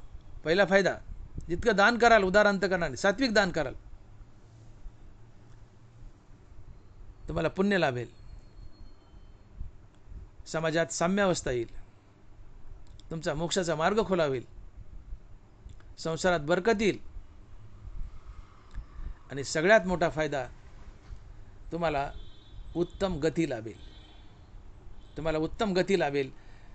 आणि हेच तुकोबाराय अभंगाच्या दुसऱ्या चरणात सांगतात. आणि महाराज लिहितात की उत्तमची गती तो एक पावेल, उत्तम भोगील जीवखानी. तुम्हाला स्वर्ग लाभेल. स्वर्गाच्या वर जनोलोक, तपोलोक, महिरलोक, ब्रह्मलोक, कैलास, वैकुंठ अशा वरच्या उत्तम उत्तम योनी लाभतील. आणि त्या उत्तम योनी तुम्ही भोगाल, उत्तम भोगील जीवखानी. सात्विक दान केल्यानं तुम्हाला उत्तम गती लाभेल आणि उत्तम अशा योनी भोगाल. अर्थात तुम्ही सात्विक दानामुळं, उदार अंतकरणानं वेच केल्यामुळं स्वर्गाला जाल, जनोलोक, तपोलोक, महिरलोक, ब्रह्मलोकाला जाल, कैलासाला जाल, वैकुंठाला जाल. आणि म्हणून दान करा. आणि याला तुकोबाराय म्हणतात उदार विचारे वेच करी. उदास विचारे वेच करी. जोडून या धन उत्तम व्यवहारे, उदास विचारे वेच करी. उत्तम व्यवहारानं धन मिळवा का उत्तम व्यवहाराने मिळवलेल्या धनाला टिकाव असतो, लबाडीच्या धनाला टिकाव नसतो, भ्रष्टाचाराच्या धनाला टिकाव नसतो. उत्तम मार्गानं धन मिळवलं, उत्तम व्यवसायाने धन मिळवलं तर त्याला टिकाव असतो. आणि ज्या घरात धनाचा टिकाव आहे त्या घरामध्ये दानशूर वृत्ती असते. आणि हे दान सात्विक असावं, उदार अंतकरणानं द्यावं, ज्याला दिले त्याला आदरयुक्त द्यावं आणि विसरून जावं, ते परत घेऊ नये. फायदा काय? तर उत्तमची गती तो एक लाभेल, उत्तमची गती तो एक पावेल, उत्तम भोगील जीवखानी. हां, सात्विक दान दिलं, उदास अंतकरणानं वेच केलं तर तुम्हाला उत्तम उत्तम अशा वर्षा योनी लाभतील. आपण बोलून गेलो की स्वर्गलोक, जनोलोक, तपोलोक, महिरलोक, ब्रह्मलोक, कैलास, वैकुंठ अशा ठिकाणी तुम्ही जाल आणि अशा उत्तम उत्तम जीवखानी भोगाल. म्हणून दान करा. आता पहिल्या चरणात तुकोबाराय बोललेत की उत्तम मार्गानं धन मिळवा, उत्तम व्यवहारानं धन मिळवा आणि उदार अंतकरणानं खर्च करा, अर्थात सात्विक दान करा. फायदा काय? तर तुम्हाला उत्तम उत्तम अशा वरच्या गती मिळतील आणि त्या उत्तम जीवखानी तुम्ही भोगाल. तर या दानाला पुष्टी देण्यासाठी, दानानं तुम्हाला तर उत्तम गती मिळतीलच सात्विक दानानं, पण त्याला अजून टेकन देण्यासाठी तुकोबारायांनी अभंगाच्या 3ऱ्या, 4थ्या आणि 5व्या चरणात काही सपोर्टिव्ह गोष्टी सांगितल्यात. पहिल्या चरणात तर खणकावून सांगितले की उत्तम व्यवहारानं धन मिळवा आणि उदार अंतकरणानं खर्च करा, अर्थात सात्विक दान करा. फायदा काय? तुम्हाला वरच्या उत्तम योनी मिळतील. पण तुम्ही जर परोपकार केला, कुणाची निंदा केली नाही, परिस्थितीपासून दूर राहिले, प्राणीमात्राची दया केली, गायी आणि इतर पशूचं पालन केलं, वनामध्ये तहानेला पाणी पाजलं, तुम्ही शांत राहिले, कोणाचं वाईट नाही केलं, तर या सर्व गोष्टींनी अजून उत्तम योनीला जाण्याला तुम्हाला मदत होईल आणि तुमच्या वडिलाची कीर्तीही वाढेल, तुमच्या वडिलाचं नावही निघेल. म्हणून तुम्ही सात्विक दान केले, उत्तम व्यवहारानं धन मिळवले, सात्विक दान केले, उदार अंतकरणानं दान केले, तुम्ही वरच्या उत्तम योनीला जाल, पण त्याला टेकन म्हणून, सपोर्ट म्हणून, वरच्या योनीला जाण्यासाठी या दानाला सपोर्ट म्हणून तुम्ही काय करा? तुकोबाराय अभंगाच्या 3ऱ्या चरणात सांगतात आणि महाराज लिहितात, परोपकारी नेने परनिंदा, परस्त्रिया सदा बहिणी माया. परोपकारी नेने परनिंदा, परस्त्रिया सदा बहिणी माया. तुम्ही सातत्यानं परोपकार करा. परोपकार हा कुठल्याही रूपात असतो. दानाच्या रूपात तर आपण पाहिलाच, दानाच्या रूपात तर पाहिला आर्थिक मदत, हा परोपकार. तुम्ही कोणाला ज्ञान द्या, कुणाला चांगला मार्ग दाखवा, हा परोपकारच आहे. विद्यादान करा, कुणी इंद्रिय दान करा, कुणी रक्तदान करा, हे सगळे परोपकार आहेत. कुणाला अन्न द्या, पाणी द्या, वेगवेगळ्या प्रकारे तुम्हाला परोपकार करता येतो. धनाच्या माध्यमातून तुम्ही सात्विक दान केले ते तर झालंच, पण त्याशिवाय नाना प्रकारे इतराला मदत करणं ही छोटं मोठं दान आहे किंवा याला परोपकारही म्हणतात. तर विविध मार्गातून तुम्ही परोपकार करा. जसं मी बोललो की रक्तदान करा, इंद्रिय दान करा, विद्यादान करा, समोरच्याला चांगला मार्ग दाखवा, हा परोपकार करा. त्यांनी काय होईल? त्या दानाला टेकन बसेल, दानाला मदत होईल. कशा करता? की तुम्हाला उत्तम गतीला घेऊन जाण्यासाठी. हे बाकीचे खालचे फॅक्टर सपोर्टिव्ह आहेत. दान हा मुख्य फॅक्टर आहे. दानानं तुम्हाला उत्तम गती तर मिळेलच, पण त्याला अजून सपोर्ट मिळावा त्या दानाला आणि तुम्हाला उत्तम गतीला दानाने घेऊन जावा, यासाठी तुम्ही सातत्याने परोपकार करा. हे तुकोबाराय अभंगाच्या 3ऱ्या चरणात सांगतात. तुम्ही परोपकार करा विविध मार्गानं आणि कुणाचीही निंदा करू नका. कारण निंदा हे एक असं विष आहे की तुम्ही ज्याची निंदा कराल त्याचं खरडून पाप तुमच्याकडे येतं, तुम्ही पापाचे भागीदार बनता आणि तुमच्या पदरी पाप आलं की तुम्हाला उत्तम योनीला जाता येत नाही. तुम्ही उत्तम योनीला तेव्हाच जाऊ शकता की जेव्हा तुमच्या पदरी गडगंज पुण्य आहे. पापी मनुष्य नरकाला जातो, पुण्यवान मनुष्य वरच्या उत्तम योनीला जातो. स्वर्ग, जनलोक, तपोलोक, महिरलोक, सत्यलोक, कैलास, वैकुंठ अशा उत्तम योनीला पुण्यवान मनुष्य जातो. मग तो पापी मनुष्य नरकाला जातो. आणि जो दुसऱ्याची सातत्याने निंदा करतो तो नरकाला जातो, त्याला वरच्या उत्तम योनी लाभत नाहीत. आणि म्हणून तुकोबारांनी बंधन घातले कटाक्षानं 3ऱ्या चरणात की परोपकार करा आणि जुडीला कुणाचीही निंदा करू नका. कारण ज्याची निंदा कराल त्याचं खरडून पाप तुमच्याकडे येतं. आणि पापी मनुष्य ऊर्ध्व योनीला जात नाही, अधोगतीला जातो. वरच्या योनीला जात नाही, नरकाला जातो. का येती निंदकापाशी अशेष ही पापे. ज्याची निंदा केली त्याचं खरडून पाप तुमच्याकडे येतं. ज्याची निंदा केली त्याचं खरडून पाप तुमच्याकडे येतं. आणि म्हणून ज्ञानोबा म्हणतात का येती निंदकापाशी अशेष ही पापे. आशा जैसी दुःखाते व्याली निंदा दुरिते, हे असो दैन्याते दुर्भगत्व जैसे. ज्ञानोबाराज बोलत आहेत. आशा म्हणलं की ती दुःखाला जन्म देणार, निंदा म्हणलं की पापालाच जन्म देणार. व्याली निंदा दुरिते, कुत्री विते, कुत्री विते, डुकरीन विते. जी एकापेक्षा अनेक पिल्ले देते ती विते. गाय विते, एकच पिल्लू देते, एकच वासरू देते. पण कुत्री विते 5-6 पिल्ले देते, डुकरीन विते 5-6 पिल्ले देते. हो, तसं निंदाही विते. व्याली निंदा दुरिते.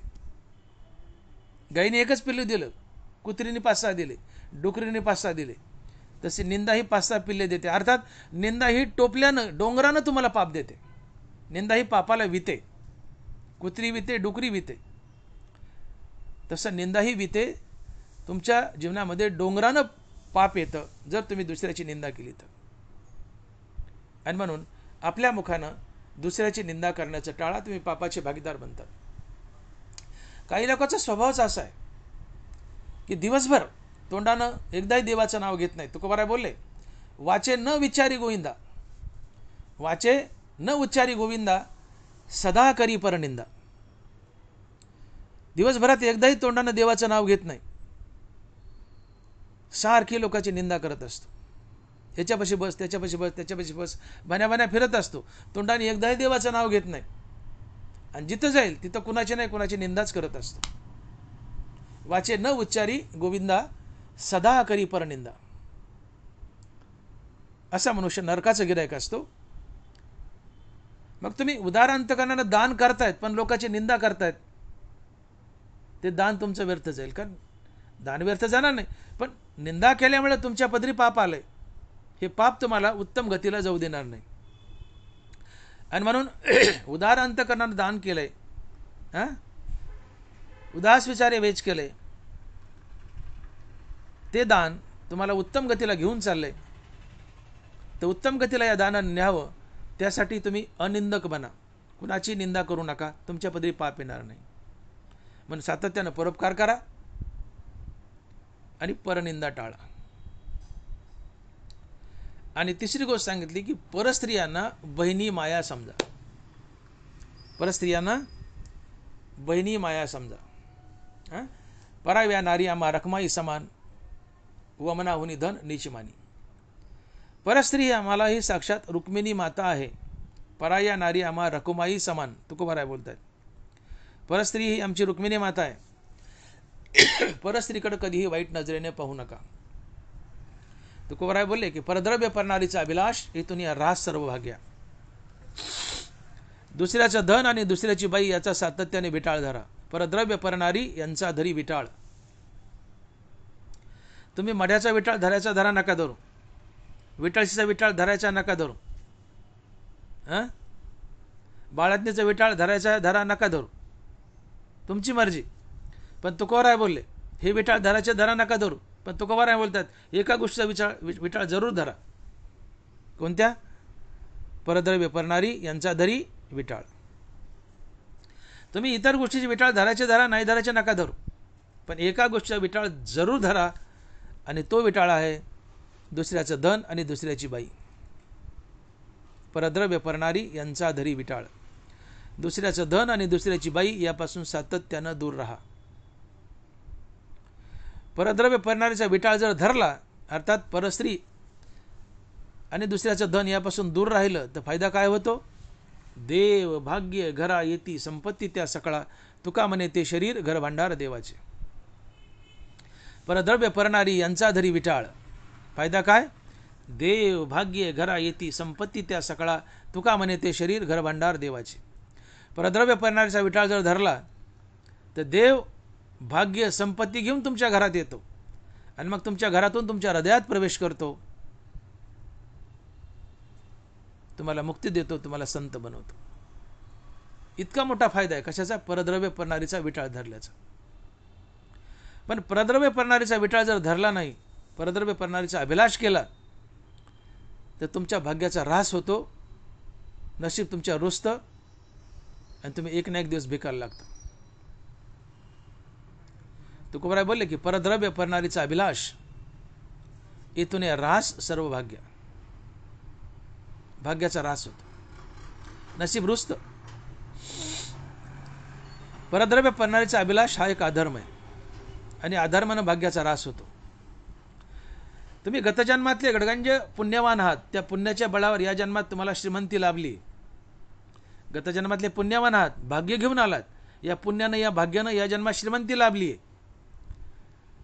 पण या श्रीमंतीला, या भाग्याला या जन्मातली नीती आणि धर्माची संगती द्या, ते भाग्य बळावेल टिकवेल, ते भाग्य बळावेल टिकेल. परंतु याच श्रीमंतीला, या भाग्याला जर अधर्माची संगती दिली तर नशीब तुमच्या रुसल आणि तुमच्या नशिबाला उतरती कळा लागेल. तुम्ही गेल्या जन्मातले पुण्यवान आहात, भाग्य घेऊन आलात, भाग्याच्या जेव्हा तुम्हाला श्रीमंती लाभली, पण या श्रीमंतीला या जन्मातल्या नीतीची संगती द्या, भाग्य बळावेल टिकेल. पण या श्रीमंतीला अनितीची अधर्माची संगती दिली, ती भाग्य नशीब तुमच्या रुसेल आणि तुमच्या नशिबाला उतरती कळा लागेल. आणि म्हणून ज्ञानोबा लिहित आहेत की अदृष्ट झाली अवदासू, पालटे श्रीमंताचा विलासू, पुनवे पाठी शीतांशू पालटे जैसा. पुनवेकडून अमावश्याकडे जाणारा चंद्र जसा कलेकलेने नाहीसा होतो आणि अमावश्याला संपतो, तसं तुम्ही जर तुमच्या श्रीमंतीला, तुमच्या नशिबाला अधर्माची संगती दिली, अनितीची संगती दिली, ते नशीब तुमच्या रुजतं आणि तुमची संपत्ती हळूहळू नाहीशी होत होत होत तुम्ही भिकायला लागता. ज्ञानोबा साक्ष देत आहेत, ऐका ज्ञानोबाची. अदृष्ट झाली अवदासू, पालटे श्रीमंताचा विलासू, पुनवे पाठी शीतांशू पालटे जैसा. पुनवेकडून अमावश्याकडे जाणारा चंद्र जसा कलेकलेने नाहीसा होतो आणि अमावश्याला संपतो, तसं नशीब तुमच्या रुसलं तर नशीब कलेकलेने नाहीसं होतं आणि कायमचं संपतं तुम्हाला भिकायला लावतं. मग नशीब का रुसतं? तर तुम्ही या जन्मात अधर्माने वागताय, अनितीने वागताय. गेल्या जन्मातले श्रीमंत आहात, गेल्या जन्मातले पुण्यवान आहात, भाग्य घेऊन आलात, या भाग्याने तुम्हाला श्रीमंती लाभली आहे. पण या श्रीमंतीला या जन्मातल्या नीतीची जोड द्या, धर्माची जोड द्या. पण या श्रीमंतीला या जन्मातल्या अनितीची आणि अधर्माची जर संगती दिली तर नशीब तुमच्या रुजतं, या नशिबाला उतरती कळा लागते आणि तुम्ही भिकायला लागता. अदृष्ट झाली अवदासू, पालटे श्रीमंताचा विलासू, पुनवे पाठी शीतांशू पालटे जैसा. आणि म्हणून अधर्मानं वागू नका, अनितीने वागू नका, दुसऱ्याच्या धनापासून दूर राहा, लबाडीने धन घरात आणू नका. आणि म्हणून तुकोबाराचा इशारा आहे की जोडून या धन उत्तम व्यवहार आहे, उत्तम व्यवहारानं धन घरात आणा. लबाडीने धन घरात आणलं तर मी मागे बोललो ते 5 शत्रुमार्पण नाश होईल.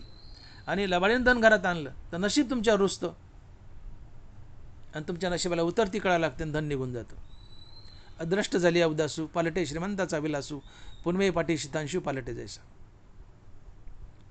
म्हणून दुसऱ्याचं धन आणि दुसऱ्याची बाई यापासून दूर राहा. परद्रव्य परणारीचा अभिलाष केला तर भाग्याचा ऱ्हास होतो आणि तुम्ही एक ना एक दिवस भिकायला लागता. तुकोबाराय बोलले, निमिष दिवस मास वर्ष लागती 3, बांधिले पतन गाठोडीस. तुम्ही जर दुसऱ्याचं धन लबाडीने घरात आणलं आणि परस्त्री भोगली तर तुकोबाराय म्हणतात, एका क्षणात, एका मिनिटात, एका दिवसात, एका वर्षात, जशा 3 वर्षात तुमचा नायनाट होईल, तुम्ही भिकायला लागाल.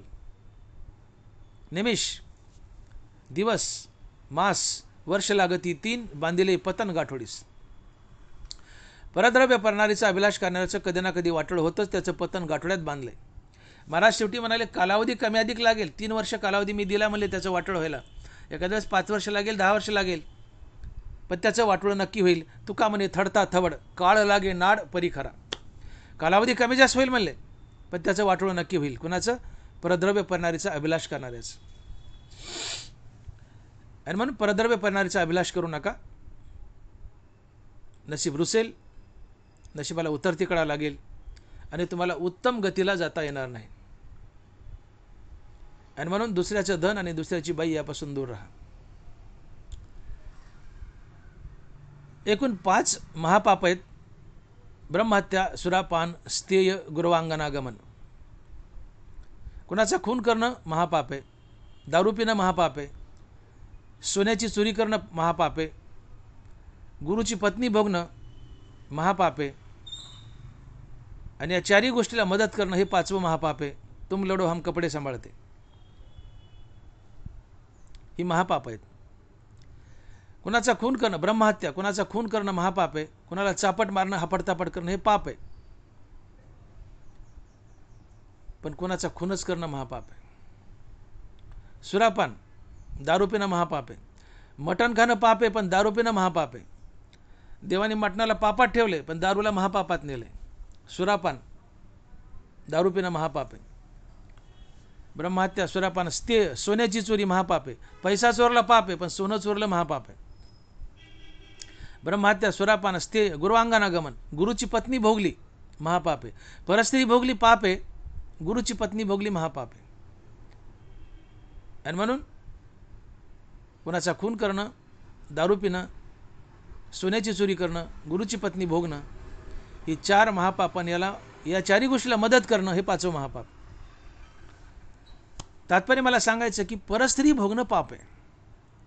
परदाराधिक पडे विरुद्ध ऐसे नावडे, शिळीची नितोंडे सैंगचरी. ज्ञानोबा आहे. परदाराधिक पडे विरुद्ध ऐसे नावडे.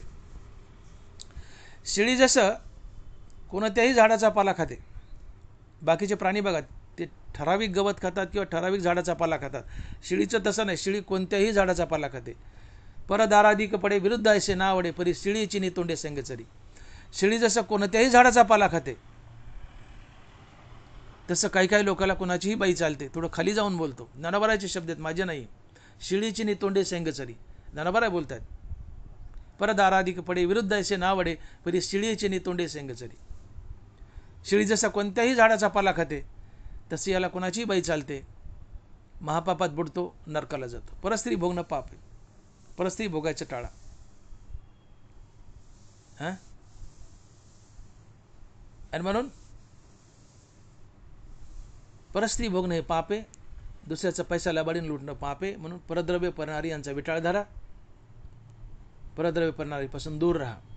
परद्रव्य परणारीचा अभिलाष कराल तर नसीब रुसेल, भाग्याचा रास होईल, भिकायला लागाल, वरच्या येवनी टळतील, वरच्या उत्तम गतीला जाण्याचं टळेल, जाता येणार नाही. कारण परद्रव्य परणारीचा अभिलाष हे पाप आहे, अधर्म आहे, आणि दानाला सपोर्टिव्ह होणार नाही. तुम्हाला उत्तम गतीला जाता येणार नाही. पण परद्रव्य परणारीचा विटाळ धरला तर हा धर्म हे पुण्य आहे, दानाला सपोर्ट मिळेल. आणि हा परद्रव्य परणारीचा विटाळ धरला तर हीच गोष्ट मला उत्तम गतीला घेऊन जाईल.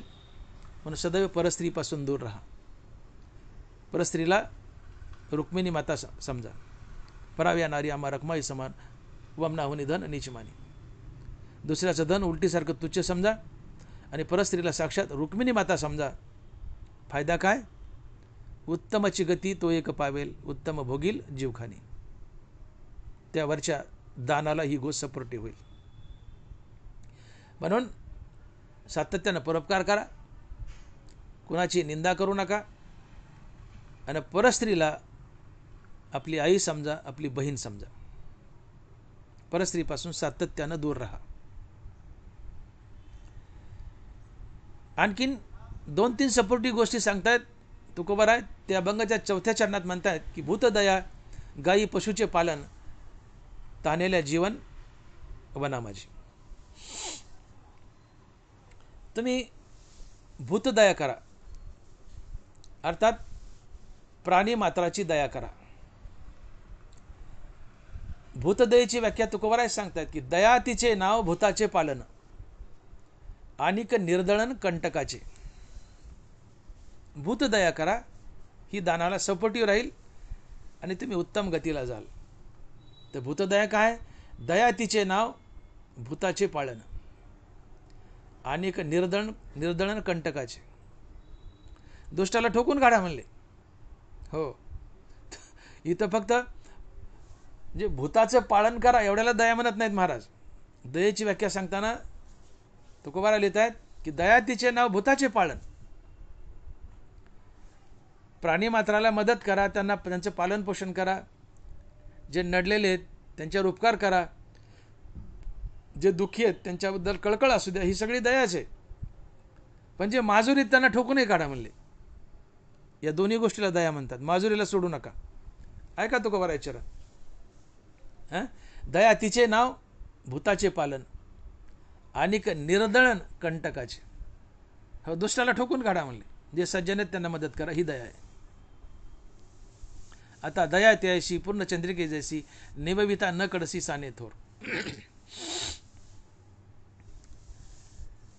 दया ही फार महान असते.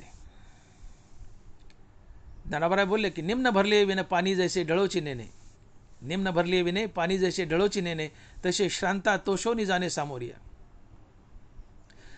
रस्त्यानं पाणी वाहत आहे आणि वाहताना त्या पाण्याच्या मार्गात जर एखादा खड्डा आला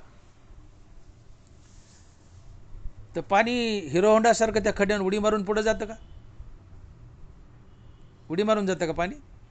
नाही. पाणी आधी खड्ड्यात उतरतं, खड्डा भरतं, मग पुढे वाहू लागतं. पाणी वाट्याने किंवा मार्गाने वाहत असताना त्याच्या मार्गात जर एखादा खड्डा आला तर पाणी प्रथमतः खड्ड्यात उतरतं, खड्डा भरतं, मग पुढे वाहू लागतं. हा पाण्याचा स्वभाव. मार्गात आलेला खड्डा भरल्याशिवाय पाणी पुढे जात नाही. तसं मार्गात आलेला दीन दुबळा रंजलेला गांजलेला त्याची अडचण दूर केल्याशिवाय पारमार्थिक माणसाला किंवा संताला पुढे जाणं माहीत नसतं. निम्न भरली विने पाणी जैसे ढळोची नेणे, तसे श्रांता तोषोनी जाणे सामोरिया. मार्गात आलेला खड्डा भरल्याशिवाय पाण्याला पुढे जाणं माहीत नाही. तसं मार्गात आलेला रंजलेला गांजलेला दीन दुबळा त्याची अडचण दूर केल्याशिवाय पुढे जाणं संताला माहीत नसतं. असा मनुष्य महात्मा असतो. दया ही फार महान आहे. ही दया हरिनामाच्या पोटी जन्म घेते. तुकोबारायचे साक्ष देत आहेत.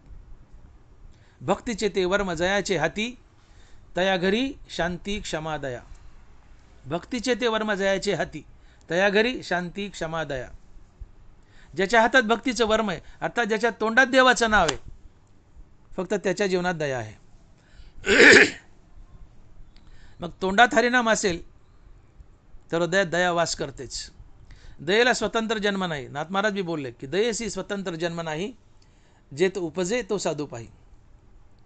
दया ही हरिनामाच्या आश्रयाने जगते. दयेला स्वतंत्र जन्म नसतो. दया ही नामधारकाच्या संताच्या आश्रयाने जगते. दया हरिनामाच्या पोटी जन्म घेते. दयेसी स्वतंत्र जन्म नाही, जे तो उपजे तो साधू पाही. तात्पर्य हरिनामाच्या पोटी दया जन्म घेते. आणि म्हणून तुम्ही नामधारक बना. तुमच्या हृदयामध्ये दया जागी होईल. आणि दया जागी झाली की तुम्ही प्राणीमात्रावर परोपकार कराल, त्यांना मदत कराल, तुम्ही त्यांना भरभरून दान कराल. आणि या परोपकारामुळे, या दानामुळं अजून तुम्हाला ऊर्ध्वगतीला उत्तम योनीला जाण्यासाठी मदत होईल. आणि म्हणून प्राणीमात्रावर दया करा. पण जो नामधारक नाही आहे, जो नामाला विन्मुख आहे, नामाशी विन्मुख तो नर पापिया, ज्यांनी नामाकडे पाठ फिरवली आहे, त्याच्या हृदयात दया नसते, तो निर्दय असतो. मग तुमच्या मुखात जर नाम नसेल तर निश्चितच तुम्ही निर्दय असाल. आणि जीवनात दया नसेल तर तुम्हाला ऊर्ध्वगती उत्तम योनी लाभणार नाहीत. मग तुम्हाला उत्तम योनी हवी आहे ना, मग तुकोबाराय सांगतायत तुझ्या हृदयात दया असावीच. तुझ्या हृदयात दया असावीच. भूतदया गायी पशुचे पालन. तुझ्या हृदयात दया असावी. आणि दया तेव्हाच तुझ्या हृदयातील जेव्हा तो नामधारक असेल. भक्तीचे ते वर्म जयाचे हाती, तया घरी शांती क्षमा दया. ज्याच्या मुखात नाम, फक्त त्याच्याच हृदयात दया. ज्याच्या जीवनात दया, त्याच्या जीवनात धर्म अर्थात नीतिमूल्य असतात, सदाचार असतात, सद्गुण असतात. तो चांगला वागतो आणि हे सदाचार सद्गुण त्याला ऊर्ध्वगतीला नेण्यासाठी, चांगल्या येवनीला नेण्यासाठी मदत करतायत. आणि म्हणून तुम्ही मुखामध्ये नाम धारण करा, तुमच्या जीवनात दया येईल. तुम्ही प्राणीमात्राची दया करा, सगळ्या प्राणीमात्राची. भूतदया. दयाचा स्पष्ट अर्थ होतो की जे दुःखी आहेत, पीडित आहेत, त्यांच्याबद्दल कळकळ असणं. जे अडचणीत आहेत त्यांच्या मदतीला धावून जाणं, ही दया असते. जे पीडित आहेत त्यांच्याबद्दल कळकळ असणं. दयाचे व्यापक अर्थ होतात. परोपकारी वृत्ती असणं, दानशूर वृत्ती असणं, ही सुद्धा दयाचे. जे पीडित आहे, जे दुःखी, त्यांच्या मदतीला धावून जाणं, त्यांच्याबद्दल कळकळ असणं, ही सुद्धा दयाचे. परोपकारी वृत्ती राहू द्या, दानशूर वृत्ती राहू द्या. इतरावर प्रेम करा, इतरासाठी जगायला शिका, ही सगळी दया आहे. इतराच्या कामी या, ही सगळी दया आहे. ही दया जर जीवनात असेल तर वरच्या दानाला पुष्टी मिळेल, सपोर्ट मिळेल. तुम्ही वरच्या उत्तम येवनीला जाल. म्हणून तुमच्या जीवनात भूतदया असावी. तुम्ही गायी आणि पशुचं पालन करा. गायी आणि पशुचं पालन करा. आजकाल गायी पाळायच्या बंदच झाल्या. गायीच राहिल्या नाही. ठीक आहे, मसाडा दुधासाठी ठीक आहे, लागतात, असू द्या. मसाडा पाळू नका असं मला म्हणायचं नाही, पण गाय पाळणं बंद झालंय. भगवान श्रीकृष्ण भागवतात सांगतात की जो गायीचं पालन करतो, ज्यांनी गायी सांभाळल्यात लहानपणी, त्याला मी मुक्ती देतो. नाथ महाराजांनी भागवतात शब्द दिला. भगवान कृष्ण बोलतात भागवतात की ज्यांनी बालपणी गायी सांभाळल्यात, गायीला चारले, जो गुराखी आहे, त्यांनी माझी सेवा केली. देवाला गाय आणि गीता अतिशय प्रिय आहे. गाय गीता गोपी. गाय देवाला अतिशय प्रिय आहे. ज्यांनी गाय सांभाळली, गाय चारली, जो गुराखी आहे, तो मला अतिप्रिय आहे, त्याला मी मोक्ष देतो. हे भागवतात बोलत आहेत भगवान कृष्ण. तुमच्या आमच्या दावणीला गाय असावी. तुमच्या संसारात कृष्ण राबतो, तुम्हाला कृष्ण बरकत देतो. दावणीला गाय असावी.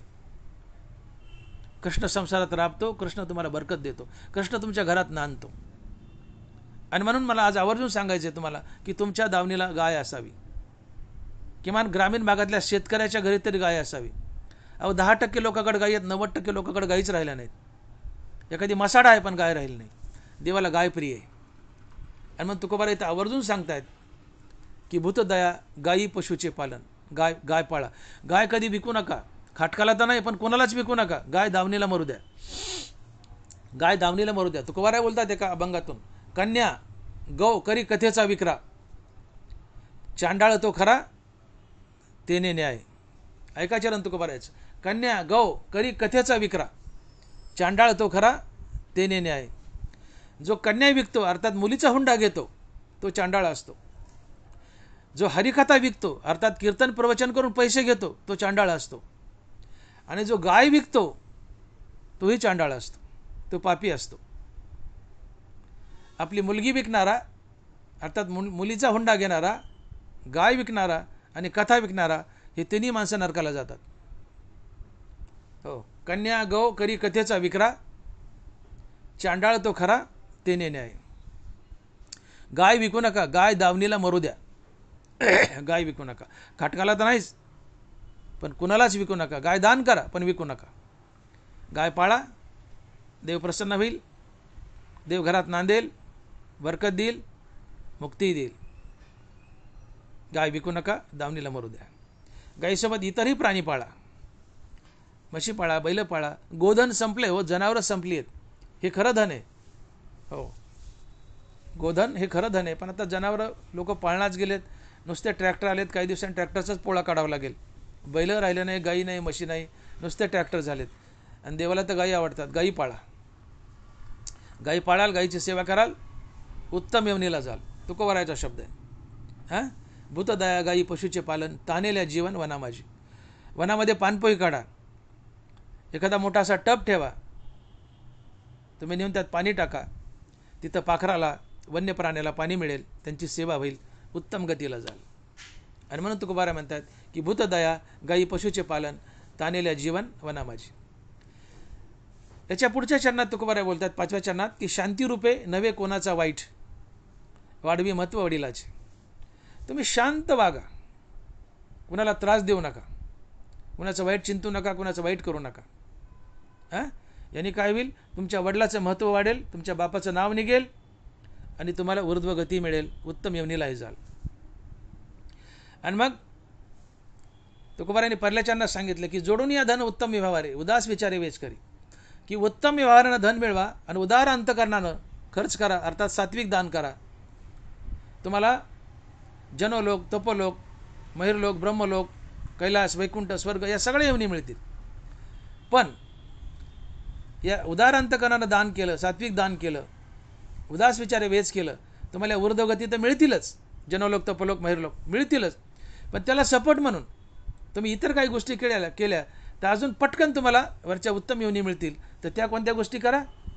परोपकार करा, परनिंदा करू नका, परस्त्रीपासून दूर राहा, त्यांना आई बहिणी समजा, भूतदया करा, गायी पाळा, जनावरं पाळा, ताणलेलं पाणी पाजवा, वनामध्ये वन्य प्राण्यासाठी पाणी आणि अन्नाची सोय करा, शांत राहा, कुणाचा तिटकारा करू नका, कुणाचं वाईट करू नका, वाईट चिंतू नका.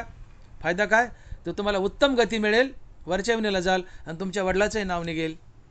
आणि मग शेवटच्या चरणात तुकोबाराय म्हणतात की तुका म्हणे हेची आश्रमाचे फळ, परमपद बळ वैराग्याचे. तुका म्हणे हेची आश्रमाचे फळ, परमपद बळ वैराग्याचे. या सगळ्या गोष्टी गृहस्थ आश्रमींनी कराव्यात. आम्ही गृहस्थ आश्रमी आहेत आणि तुकोबारायांनी आम्हाला बंधन घातले की अभंगात जेवढ्या गोष्टी सांगितल्यात आणि जी मी आता वर्णिल्या या सगळ्या गृहस्थ आश्रमींनी कराव्यात. आम्ही गृहस्थ आश्रमी आहोत, या सगळ्या गोष्टी करणं आपलं कर्तव्य आहे. काय कर्तव्य आमचं? उत्तम व्यवहारानं धन जोडा, उदार अंतकरणानं खर्च करा, अर्थात सात्विक दान करा, परोपकार करा, परनिंदा करू नका, परस्त्रीपासून दूर राहा, त्यांना आई बहिणी समजा, भूतदया करा, गायीचं पालन करा, जनावरं पाळा, वनात जे ताणलेले पक्षी असतील त्यासाठी पाण्याची सोय करा, शांत राहा, कुणाचं वाईट चिंतू नका. या सगळ्या गोष्टी गृहस्थ आश्रमींनी कराव्यात. आणि हे सगळं केलं तर फायदा काय होतो? तुमच्या वडिलाचं नाव निघतं आणि याशिवाय तुम्हाला उत्तम अशी गती लाभते, अर्थात तुम्ही स्वर्गाला जाता. जनोलोक, तपोलोक, महिरलोक, ब्रह्मलोक, कैलास, वैकुंठ अशा योनीला जाता, उत्तम जीवखानी भोगता आणि शेवटी यातून तुम्हाला एक ना एक दिवस वैराग्यही प्राप्त होतं आणि तुम्हाला मोक्षही लाभतो. आणि म्हणून तुकोबाराय बोलतात की तुका म्हणे हेची आश्रमाचे फळ, परमपद बळ वैराग्याचे. विठोबा रखुमाई, जय जय विठोबाय रखुमाई, विठोबाय रखुमाई, जय जय विठोबाय रखुमाई. झालेली सेवा यथामती पांडुरंगाच्या आणि तुकोबाराच्या शरणी अर्पण करू. आणि तुकोबारायांनी सांगितलेल्या गोष्टी आम्ही गृहस्थाश्रमी माणसानं ध्यानात ठेवाव्यात. अतिशय महत्त्वाचा अभंग आहे. जीवनाचं सोनं करायचं, जीवनाचं कल्याण करायचं. तर तुकोबाराय इशारा करतात की उत्तम व्यवहारानं धन मिळवा आणि उदार अंतकरणानं खर्च करा, अर्थात सात्विक दान करा, सोबत परोपकार करा, परनिंदा करू नका, परस्त्रीपासून दूर राहा, त्यांना माया बहिणी समजा, भूतदया करा, गायी इतर प्राण्याचे पालन करा, ताणलेलं पाणी पाजा, भुकेलेलं अन्न द्या, कुणाची निंदा करू नका, वाईट वागू नका, सतत चांगलं करा, चांगलं चिंता. हे सगळ्या गोष्टी गृहस्थाश्रमींनी कराव्यात. यातून फायदा काय होतो? तर भविष्यात त्याला वैराग्यही मिळतं, वैराग्याने मोक्षही मिळतो आणि सध्या त्याला उत्तम गती मिळतात. तो स्वर्गलोक, जनोलोक, तपोलोक, महिरलोक, ब्रह्मलोक, कैलास, वैकुंठ अशा ठिकाणी जातो. त्याच्या जीवनाचं कल्याण होतं. आणि म्हणून महाराज म्हणतात की उत्तमची गती तो एक पावेल, उत्तम भोगील जीवखानी. गृहस्थाश्रमी असं वागावं आणि आपलं कल्याण करून घ्यावं आणि गृहस्थाश्रमीचं कल्याण होतं असं वागलं तर. ज्ञानेश्वर माऊली, ज्ञानराज माऊली तुकाराम, विठ्ठल जय जय विठ्ठल. बोली लिले कुरे वेळी वाकुडी उत्तरे,